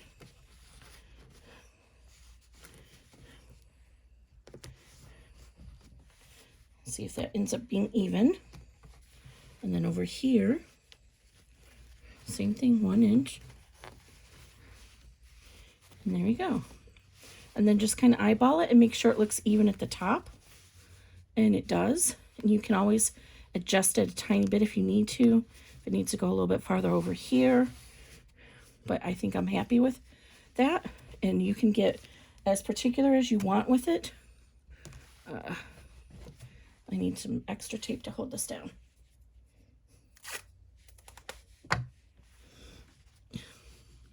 So you can get out the ruler and measure and make sure it's even.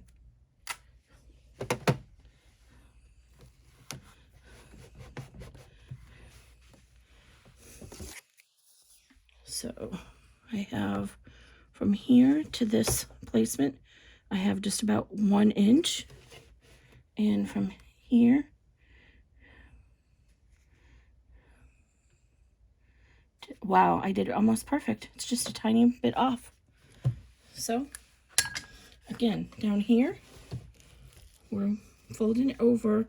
So about 1 inch of this material was backing track on there. And then it's even up here.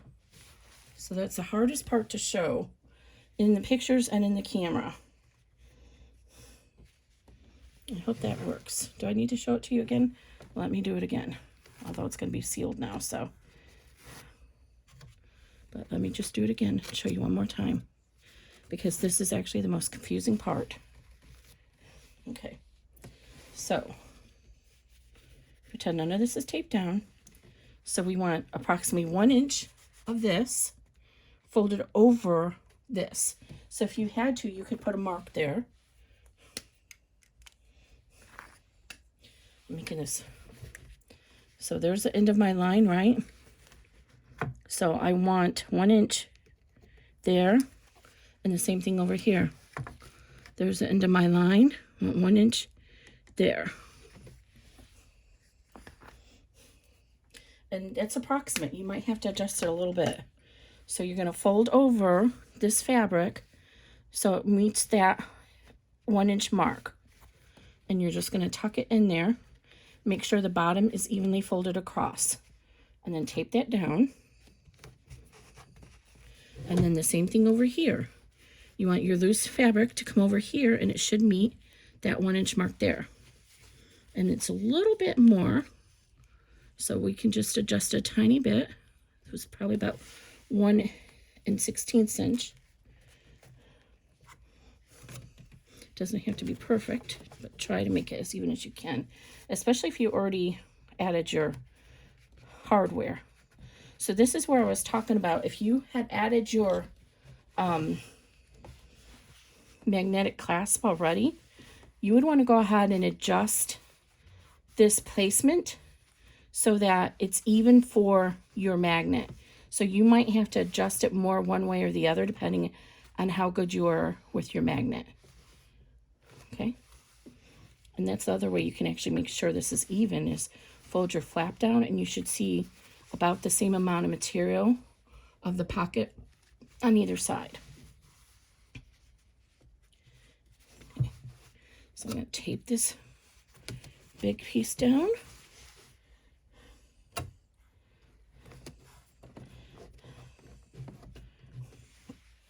I'm going to put one more piece right there in the middle, just so this doesn't come up on us while we're stitching the rest of the bag.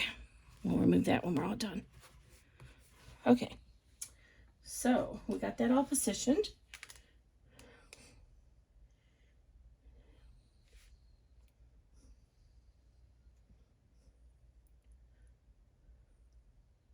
Okay, so now it's time.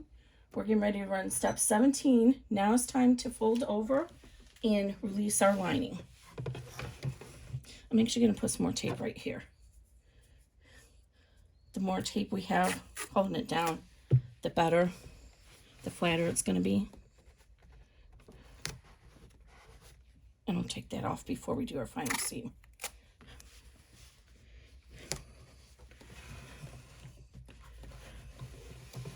And I'm going to put some more down here.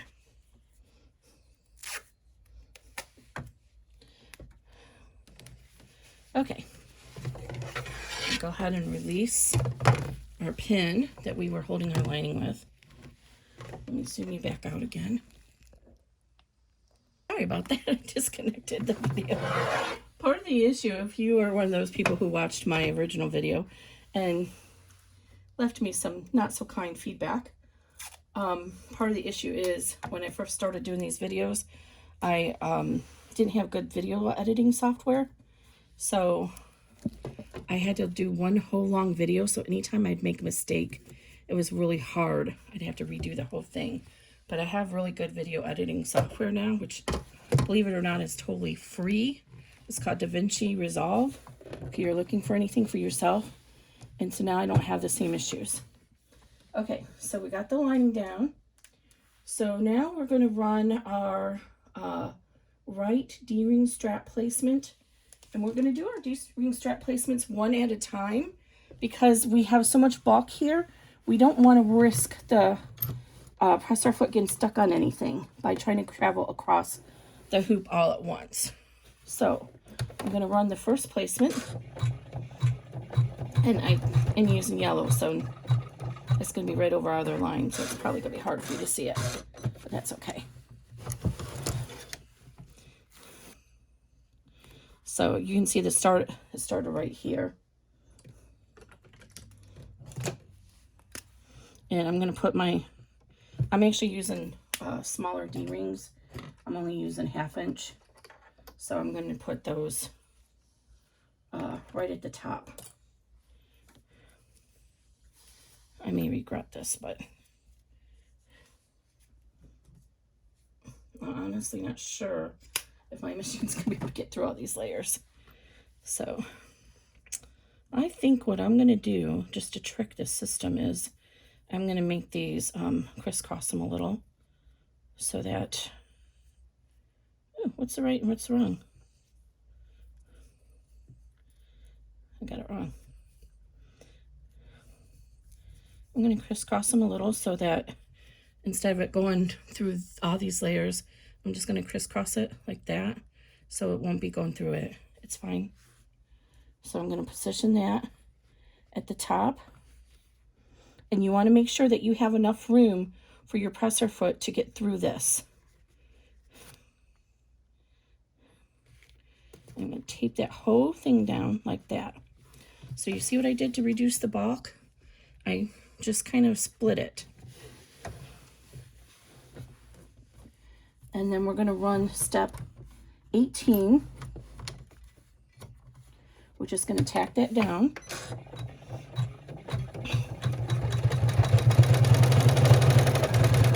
And then what I want to do is when my machine, when I hear the thread cutter, just like that, I want to lift it up because my machine sometimes likes to go all the way around different ways. And I don't like that. So this is actually just a travel step to get us up to the top. So I'm just going to skip that.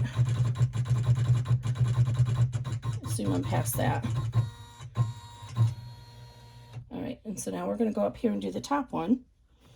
And I think it'll be best for us to put our flap down so we can see when we do this one. See, I forgot to trim a thread. Now it's stuck all over in here. Do as you say, Kimberly. Okay. So now I'm just gonna take this down so you can see. We're gonna do the top one.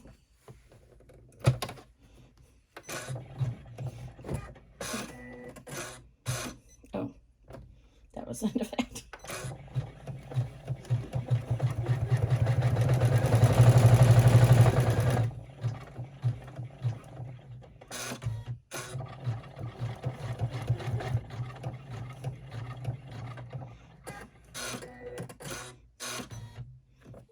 Okay, so this gets really thick because we're going to be putting in our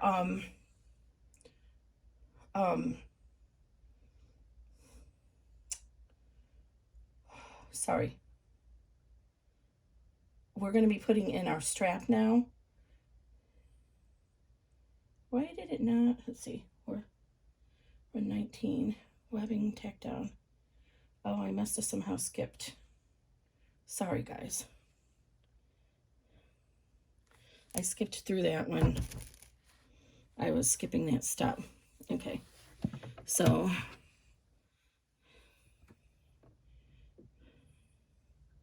I shouldn't have done that. Oops. Okay.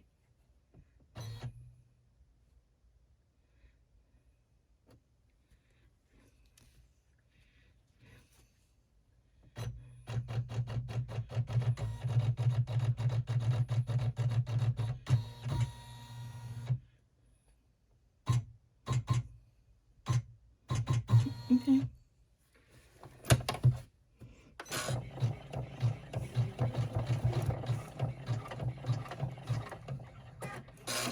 I don't know how I did that. So just let it run all the way through. Okay. All right, so this is our strap tack down. Where's the strap at? I will be right back. Sorry, I had to find my strap. Okay, so this doesn't want to stay down. Okay, so we're going to take our strap, and I did a cotton one. You could be using webbing, and make sure it's right side facing down. And we're going to just center it over this placement line, which ended up being a tack down line too. Didn't mean to be that, but I messed up. Okay. So we're going to overlap it just by about 1/4 inch to 1/2 inch and tape it down.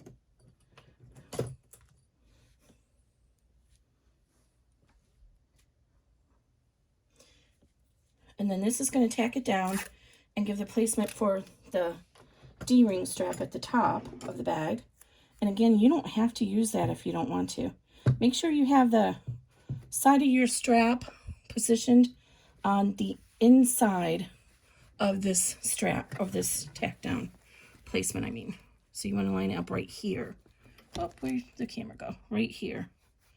If you line both sides up inside, it'll be even at the end. Okay, so then we're going to run step 19, which is going to tack that down and run the placement for the center D-ring strap.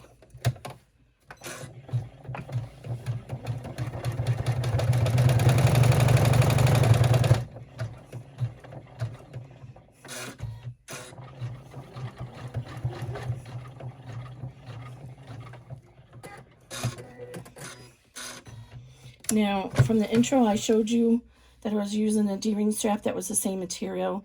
And just that fast with dinner and everything, I somehow lost that. So I did swap out to a different D-ring strap connector for the top. And this vinyl that I picked is pretty thick. So I'm only using 1 layer thick. So now I want to go ahead and center that on this line. And the same thing, about a 1/2 inch to 1/4 inch above the placement line. So here's the placement line, and center it above that. Placement and center. And I'm going to be mindful when my presser foot or my machine does the cutting sound, because I don't want to hit anything on the hardware when my presser foot moves. So this is going to tack this down and then do the placement for the other side of the strap.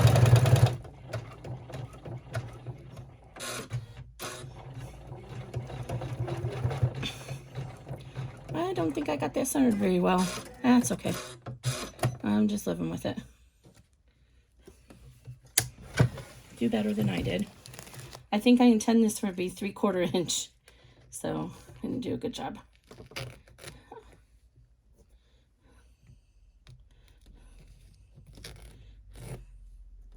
Alright, so remove this tape.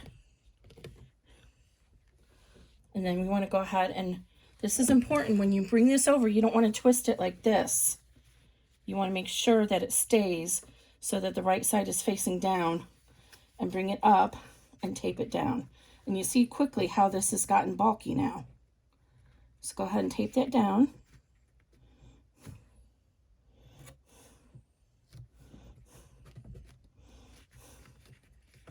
And then we're going to run step 21. Tack that down. And then it's going to carry over some steps over here. But like I did over here on the other side, I'm going to skip those.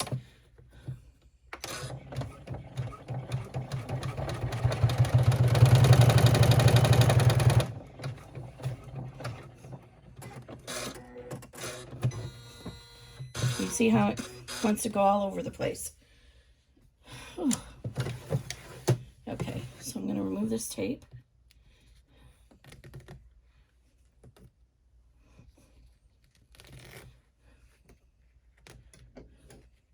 Get all these little strays cut away.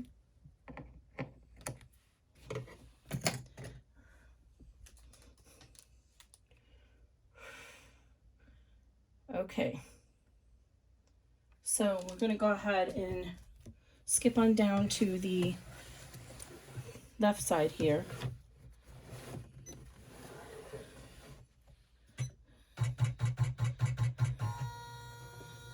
It's no sense in wasting the thread. So I'm just skipping through. If you can't do that on your machine, then just go ahead and run the stitches, and just be mindful of all that thickness up there.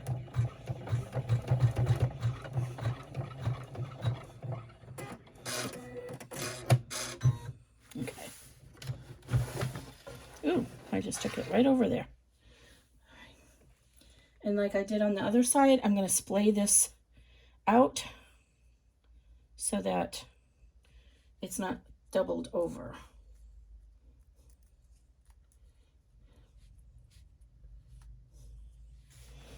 Oh, goodness sakes. Way too much here. You see how much depth there is here. I'm not kidding when I say you need to know if your machine can handle this. I would use all cotton if not, and only interface exterior panels. Okay, so now I'm going to do the same thing here.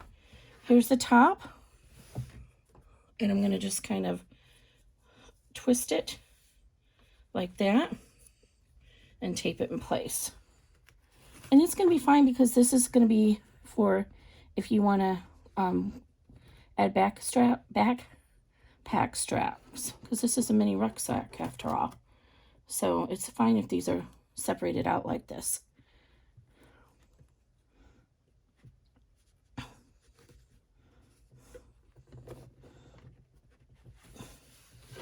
Okay.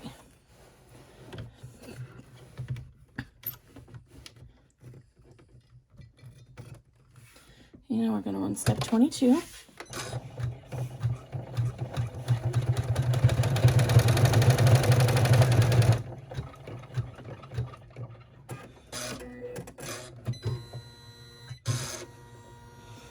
Okay.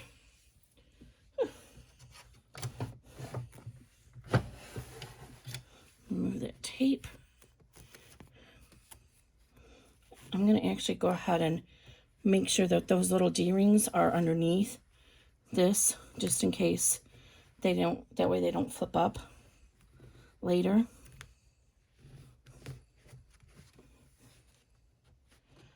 So I'm going to bury them in the gusset.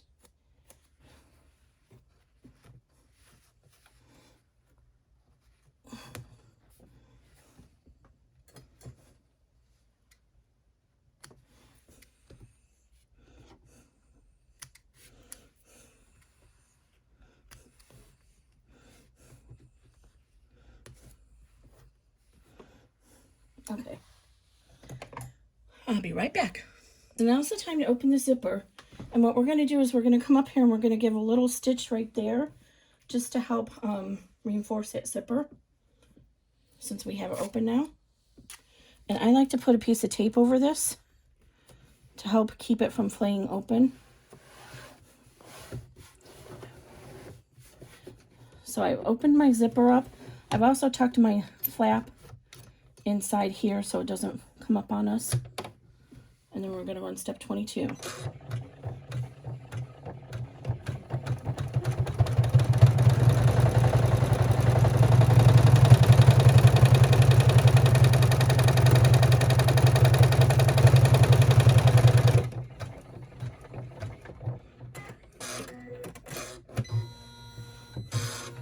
See how it likes to move all the way around? Okay.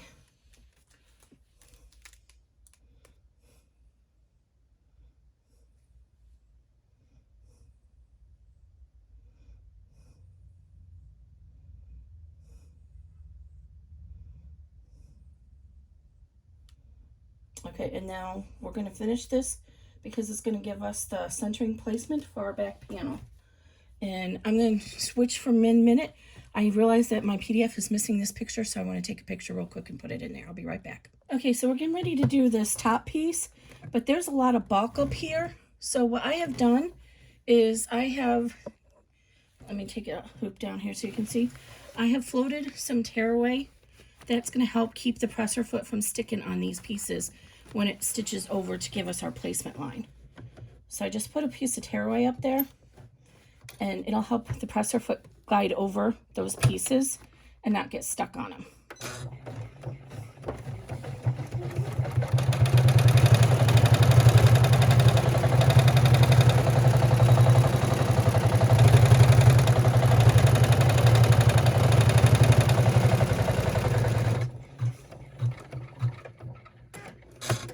Okay, see, now we have our placement for our back panel.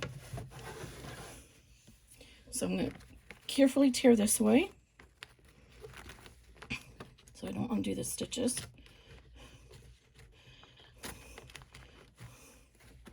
So I expect that you know how to use tearaway, but when you're using tearaway, you want to kind of hold your finger on the stitches to support them so it doesn't tear away, and pull the tearaway against it, because otherwise you'll pull the stitches right out. And we are going to use some tearaway when we do the bottom as well, for the same reason. Okay. So you'll see right here where I didn't get my D-ring right. Right there's the center mark for our back. Okay, I'm going to take this tape out. Right here, so we don't forget it.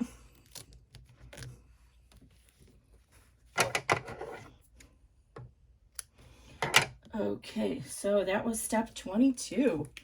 Wow, we have, what, 4 more to go? 23, 24, 25, 26, 27. Okay, so if you need to take a break, go ahead and take a pause and go take a break, because we have a lot of work to do now. So this is where it gets a little bit interesting. So we're going to take and line up our back panel and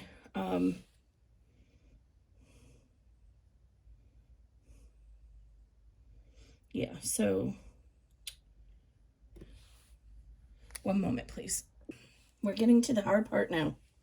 So what we're going to do is we're going to lay our exterior panel down, and I'm going to go ahead and tape everything I can again to try and hold it down, and then we're going to float some tearaway over this.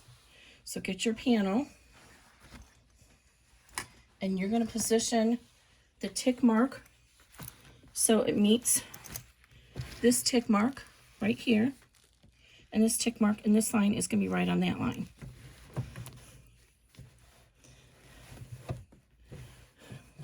Okay.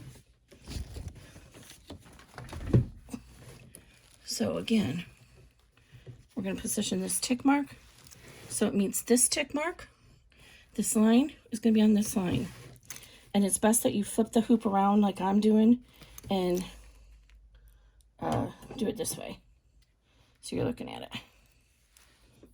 And get a few pieces of tape out. And have those ready. And I lost my tape. Oh, there it is.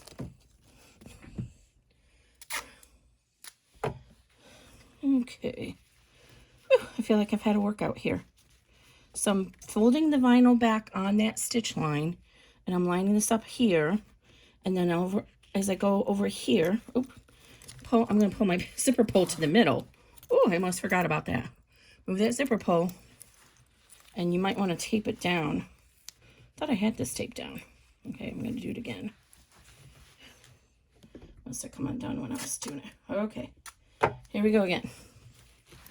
So move your zipper. We're not using this pocket to turn, so just put it halfway through.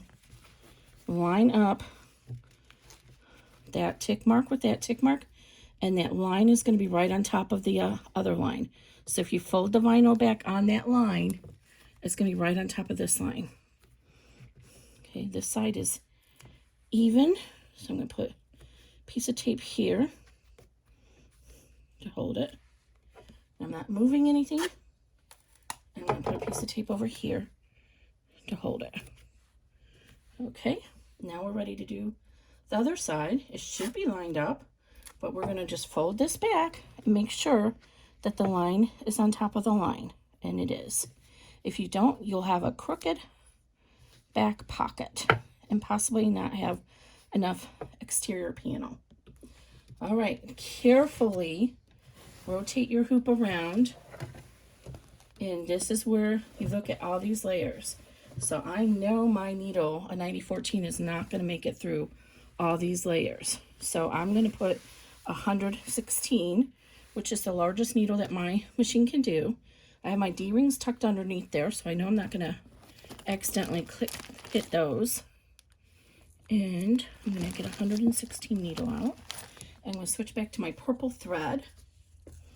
So I'm going to do that off camera, and I'll be right back. Okay, so this is the hardest part, and I hope I don't break a needle.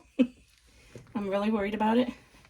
So if I press down along the side here, it's really thinner, so I hope that it'll be okay.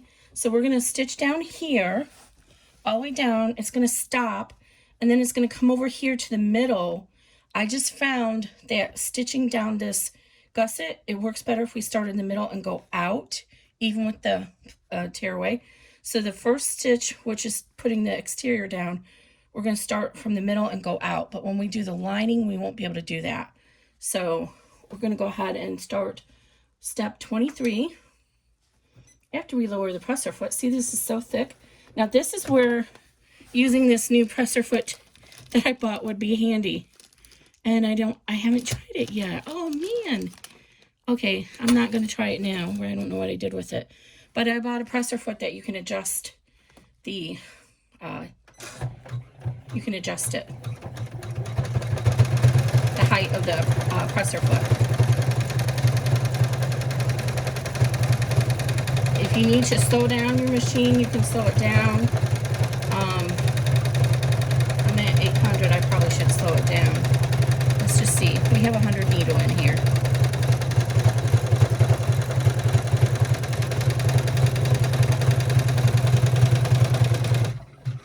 Okay, so here's what I was talking about. It's going to come over here to the center and then work its way out. Okay.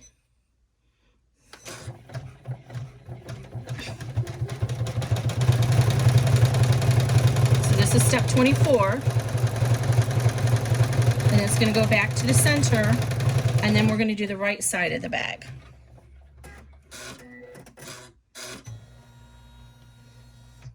So step 25.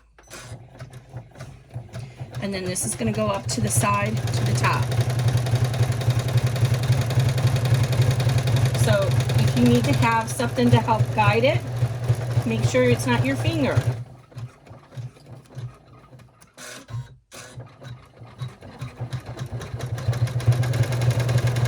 So for the most part, it's going through just the exterior. It's not going through the thick part of the gusset.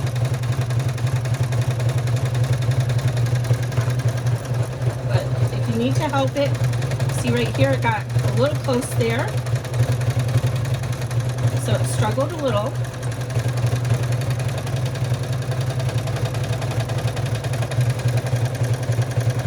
Now it's going to come across the top and meet back up over here.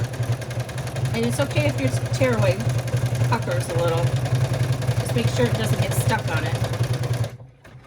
Woo. One step down, one to go. Okay. And I just realized all that trouble I did, I'm not sure that I got my centered very well because I can see my lining isn't even, but that's okay. Okay, so now we're ready to do the back lining. And the same thing, we're going to do this in a couple of steps. I don't know where all this thread came from on the bottom. So before we do that, we want to remove the stabilizer behind our zipper pocket. All right, so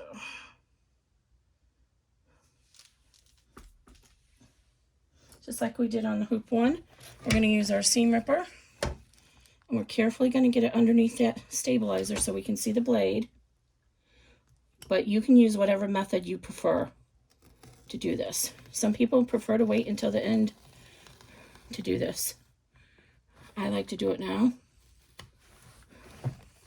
I learned this tip from Ricky, aka Mom, String Theory Fabric Art. If you don't know her group, go check it out. She makes the most amazing fandom designs of any digitizer out there. I have a healthy addiction of buying them, intending to use them, and I never do.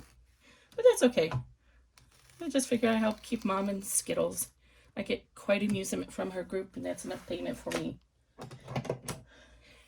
And the first time I joined her group, I had no idea. I really thought her kids were helping her because everybody calls her Mom. All the admins. Alrighty. We're almost there, guys. You need alcohol now, don't you? I don't even drink and I need alcohol. All right, so just center this over. Make sure it's evenly centered over everywhere and tape it down. Some nice good tape. Because this is the last place that you want to have a mistake.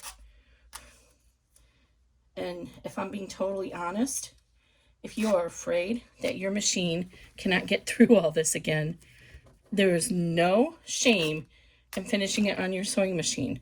If you decide to do that, just remember to keep an opening down here to turn the bag through. But we're going to go through and we're going to try. I still have my tearaway on there. So we're going to start up here on the left, and it's going to go down to the middle and then come back around just like we did before. Fingers crossed. Step 26.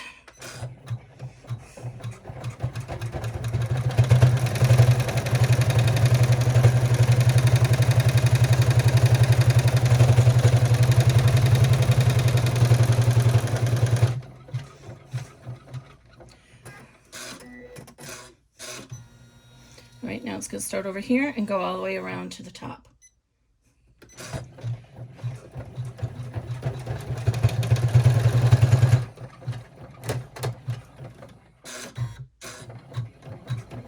my thread break? Again, if you need to help coast it, you can use something like this, but you are not going to use your fingers.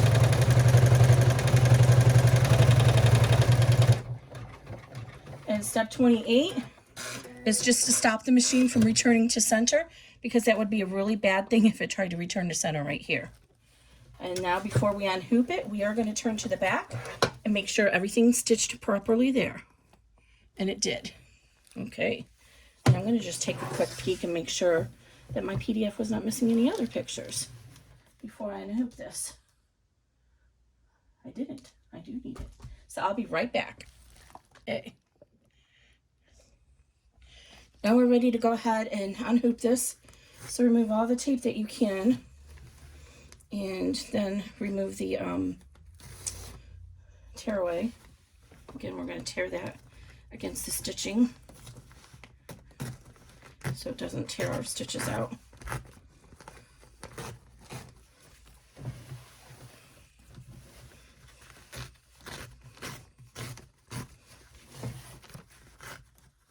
And there's going to be a big piece in the center that'll be left over that you can save for smaller projects that you need scrap tearaway. It's a really great trick to use when you have bulky areas and you're afraid your presser foot's going to get stuck on them.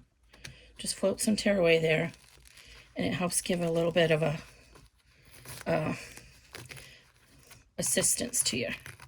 Pulling out those stitches. The final stitch is only a single because it's the lining, so I'm gonna actually cut this because I'm afraid I'm cutting my stitches out. I don't want to do that. I'd rather have a little bit of tearaway in my seam than cut all those stitches out.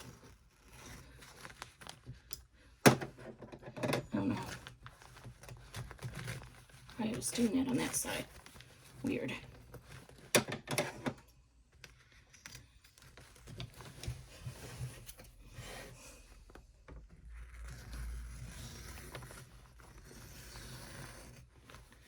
All right. There we go. Good enough. All right. Now, tape.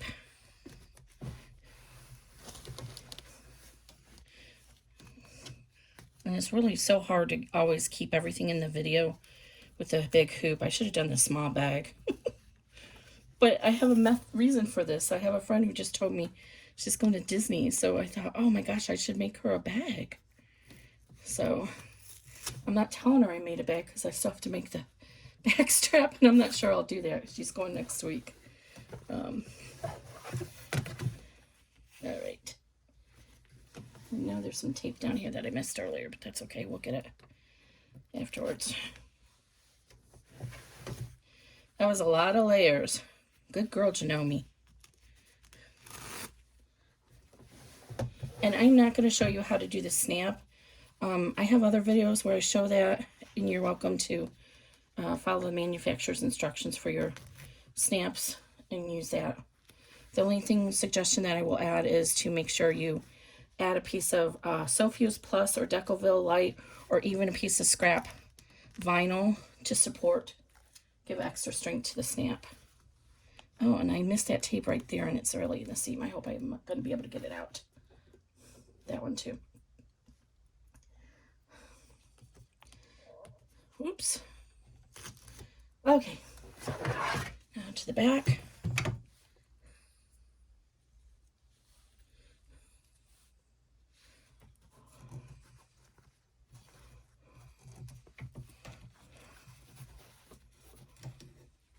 Well, I didn't bump anything, but this looks like it's off on the back, like a bump to something. Oh, I think I did. Oh, no. All right. I mean, I didn't bump. I just dropped my hoop. One thing to, I didn't run into that issue this time, but one thing to know, when you run into an issue where you accidentally have a hoop bump, don't resume your file. Turn your machine off. At least on the Janome, this is what I have to do. I turn it off, and then when it comes back on and it says do you want to resume? I say no, because I have found that it actually stores a memory of the bad place that it broke at, or that it got stuck at, and it resets right back to the bad place. So I always say no, and then I load the file new, and then I use the buttons to forward the stitches. So I go to the step, and then I go to the stitch. And it's pretty easy to do on a bag because you can see where the stitches are. It's much harder to do on a, you know, like a real embroidery project. But on a bag, it's pretty easy to know where you stopped at. And even if you have to go over the stitches again, because you can only go to like every 10 stitches, like on my 350, I can only go to every 10 stitches. It's fine to go, usually it's fine to go over them again.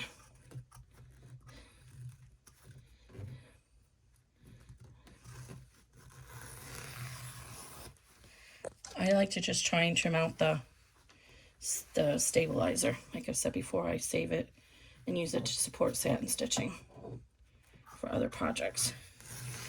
All right, so now on the back, we're going to go ahead and cut the lining first at the turning hoe. We were on the back right here because we want to make sure that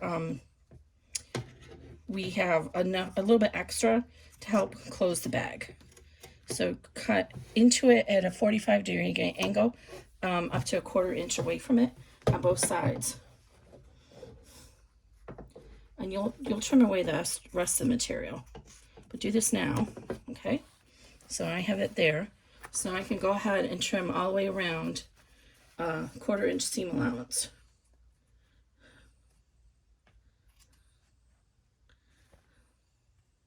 And I may not be able to stay in camera view for this. I will try, but it's kind of hard because it's such a big bag. This is the biggest I can do on my machine. So I'm going to cut off to the side here. Cut all the way up to the top. And one thing is you want to make sure you don't cut your D-ring strap connectors. Oh, mine are right within the seam allowance. I generally like to keep a extra 1/2 inch of those hanging over, but I got it so close that I'm right in the seam allowance.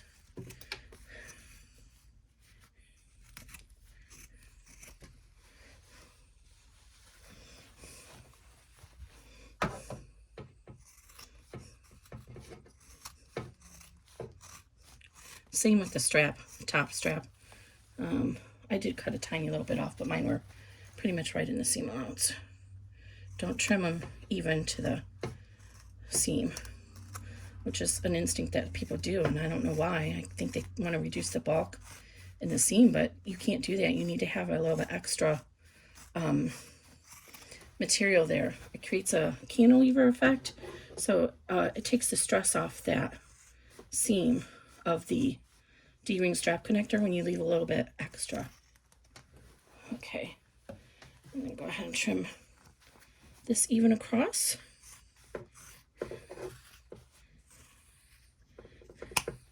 And then trim this to this distance here. And then all this can go in the garbage.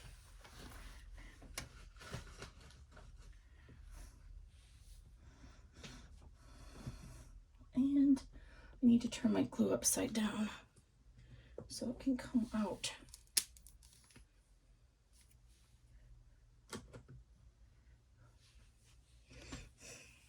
Okay, so now, so that we can have some nicer corners, we just want to kind of taper the corners a little bit and don't cut into the stitching. So come at it like this, and then come across here. This I find gives a much better corner than when you just do a straight 45-degree angle. And do that at all 4 corners. It reduces all that material down there in the corner. So I think you can see it better on that one.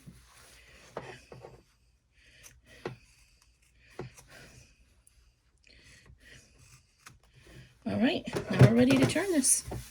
And this is the hard part. because the hole's not that large. So what I try to do is try to get the top corner down first, and then you see this is still loose, far back. And this is a lot of material in here. And I'm probably breathing hard now because this has been a lot of work.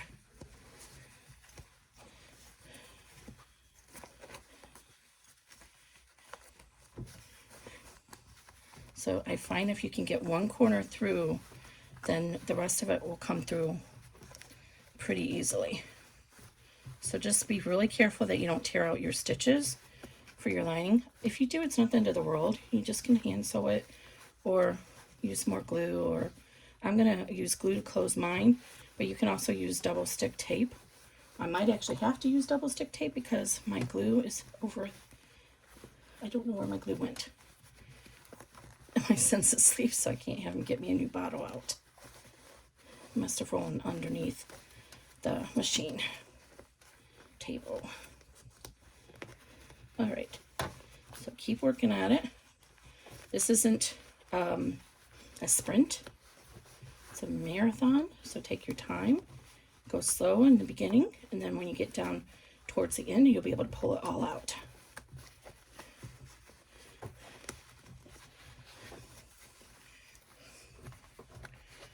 I should fast forward this, but some people like to see this. I usually skip it, but every once in a while somebody says they wish that I would show how to turn it. So I'm showing you can skip it. Let's skip forward if you want. But you see how hard this is because there's so many thick layers. And even if you used all cotton, it's still, there's a lot of layers in this bag. Okay. So I got that side, so let's try and get this side here through.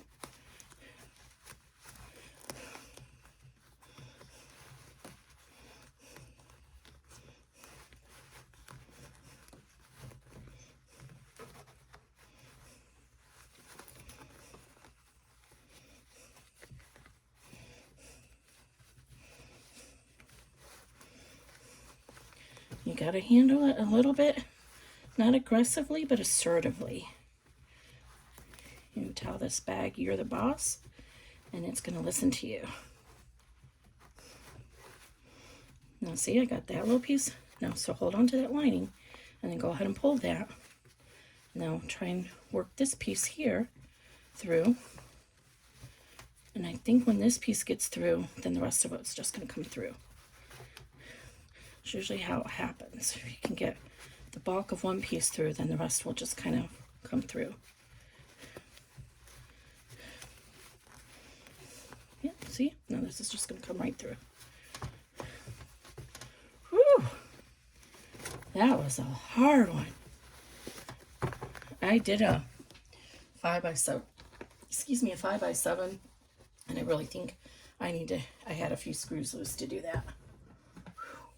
That one, you definitely cannot use vinyl on that. I'm going to use my hemostats to reach inside here through the pocket and see if I can kind of push out those corners. I'm all confused on what's the front and what's the back. Okay.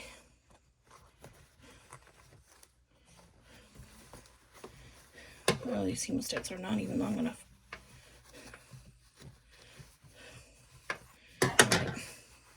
We're just going to have to do this way.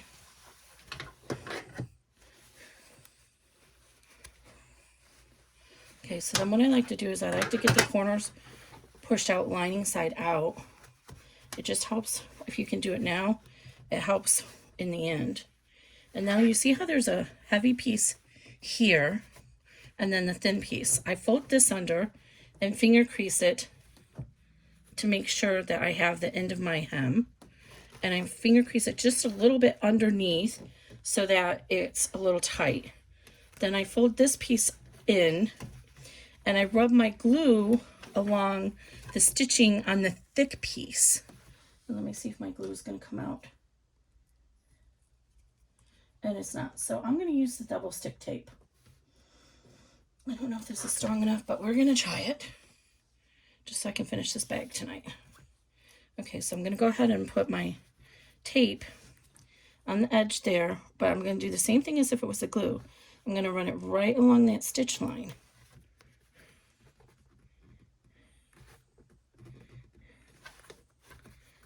And push this in. See how I'm doing that? Right along that stitch line.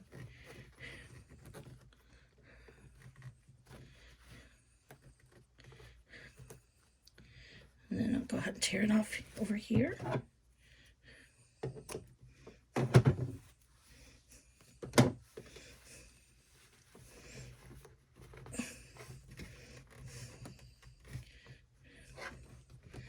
Okay, so if you were using glue, your glue would be right along that stitch line.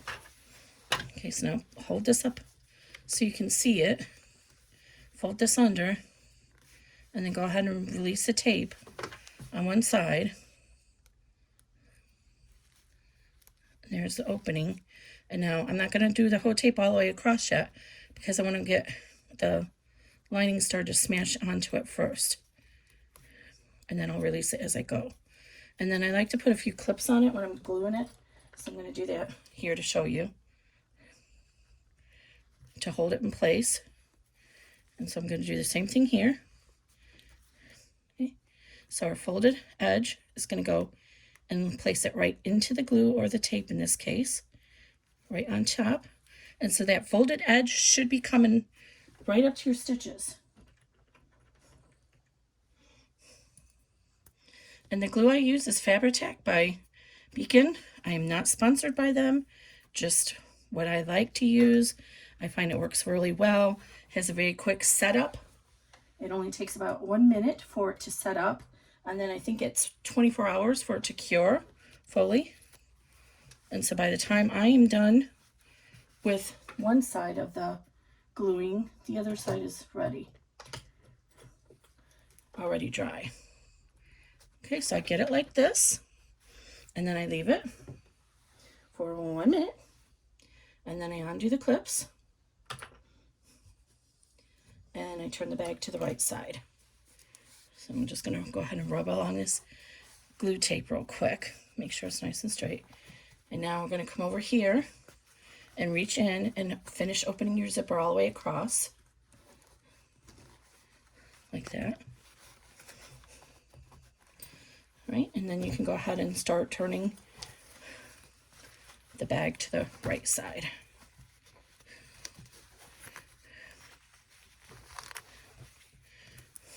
And the same thing, try and get those corners down there, turned out first. Actually, with this, you can kind of roll it down, I think. That's a little easier. Yeah, kind of just roll it down like that. Much easier.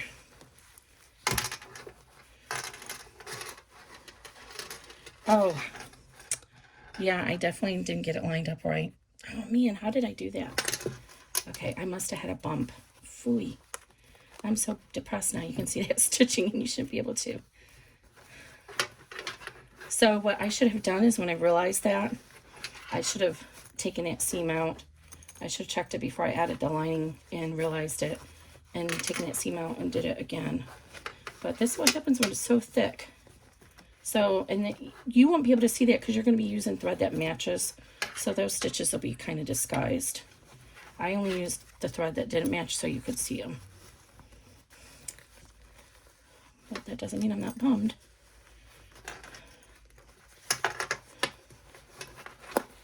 It should still be a cute bag. It's just going to be a little off center. Hopefully it won't be that obvious.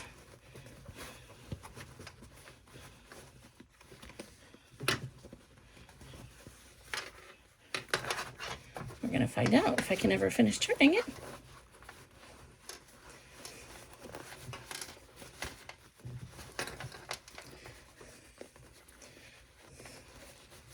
So you see when I was warning at the beginning, I'm inexperienced in the hooper and I still got mine off kilter somehow. I don't know how. Don't know how. Yeah, it's definitely a little bit over this way. Didn't think it bumped anywhere. I'm going to have to go back over and watch the video and see where I messed up. So it just goes to show, if you get a bump, you need to stop and fix that bump, because everything else is going to be off kilter then. I'm really having trouble getting these corners out because my hemostates are not even long enough to get in there. And I left that tape on. Ooh, Kimberly. Hopefully it'll come out easily. Oh, good, that one did. Okay, that side's out.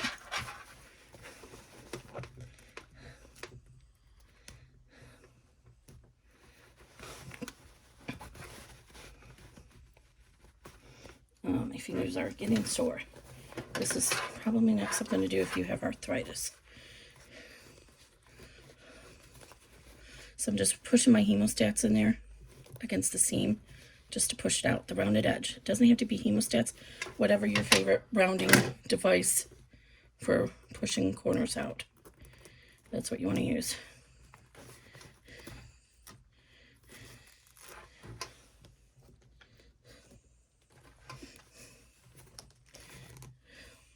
All right. And my tape came out. So now you want to go ahead and push the top out.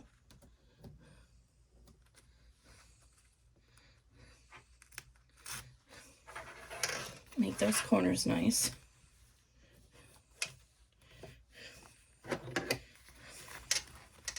Use your fingers first, and you can actually use your straps to pull it out a little bit.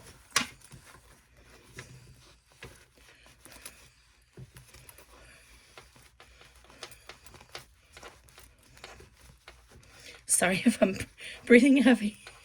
This is actually a lot of work.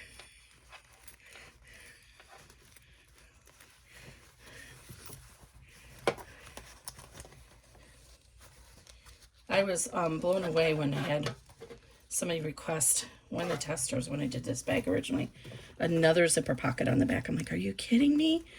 That's so much work. But if you're using a multi-needle machine, most of those multi-needle machines can just plow right through these layers. And they don't have the issue with, usually they don't have the issue with running into seams because the presser foot stays up really high above the machine, the hoop, when it's moving. Okay, so there we go. So those corners are out. This one can do a little bit better.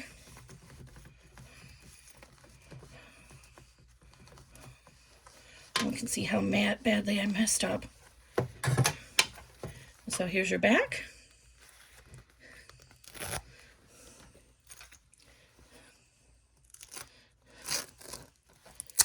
All right, so go ahead and smooth that down. So that goes down to, let's see, inside here, all the way, almost all the way down. Right there's that pocket. Right, and you see how the straps ended up when I was describing, but you see how they're much more over here than over here. So I definitely got it off kilter somehow, but it's not going to be that obvious when it's sitting on your back. So I'm not going to cry over it. So if you look at it here, let me put a clip in here to hold these pieces together. If you look at it like that, it's not that obvious. You just have these extra stitches and your D-ring's a little bit off. But otherwise, it's not that obvious that it's off. Super cute.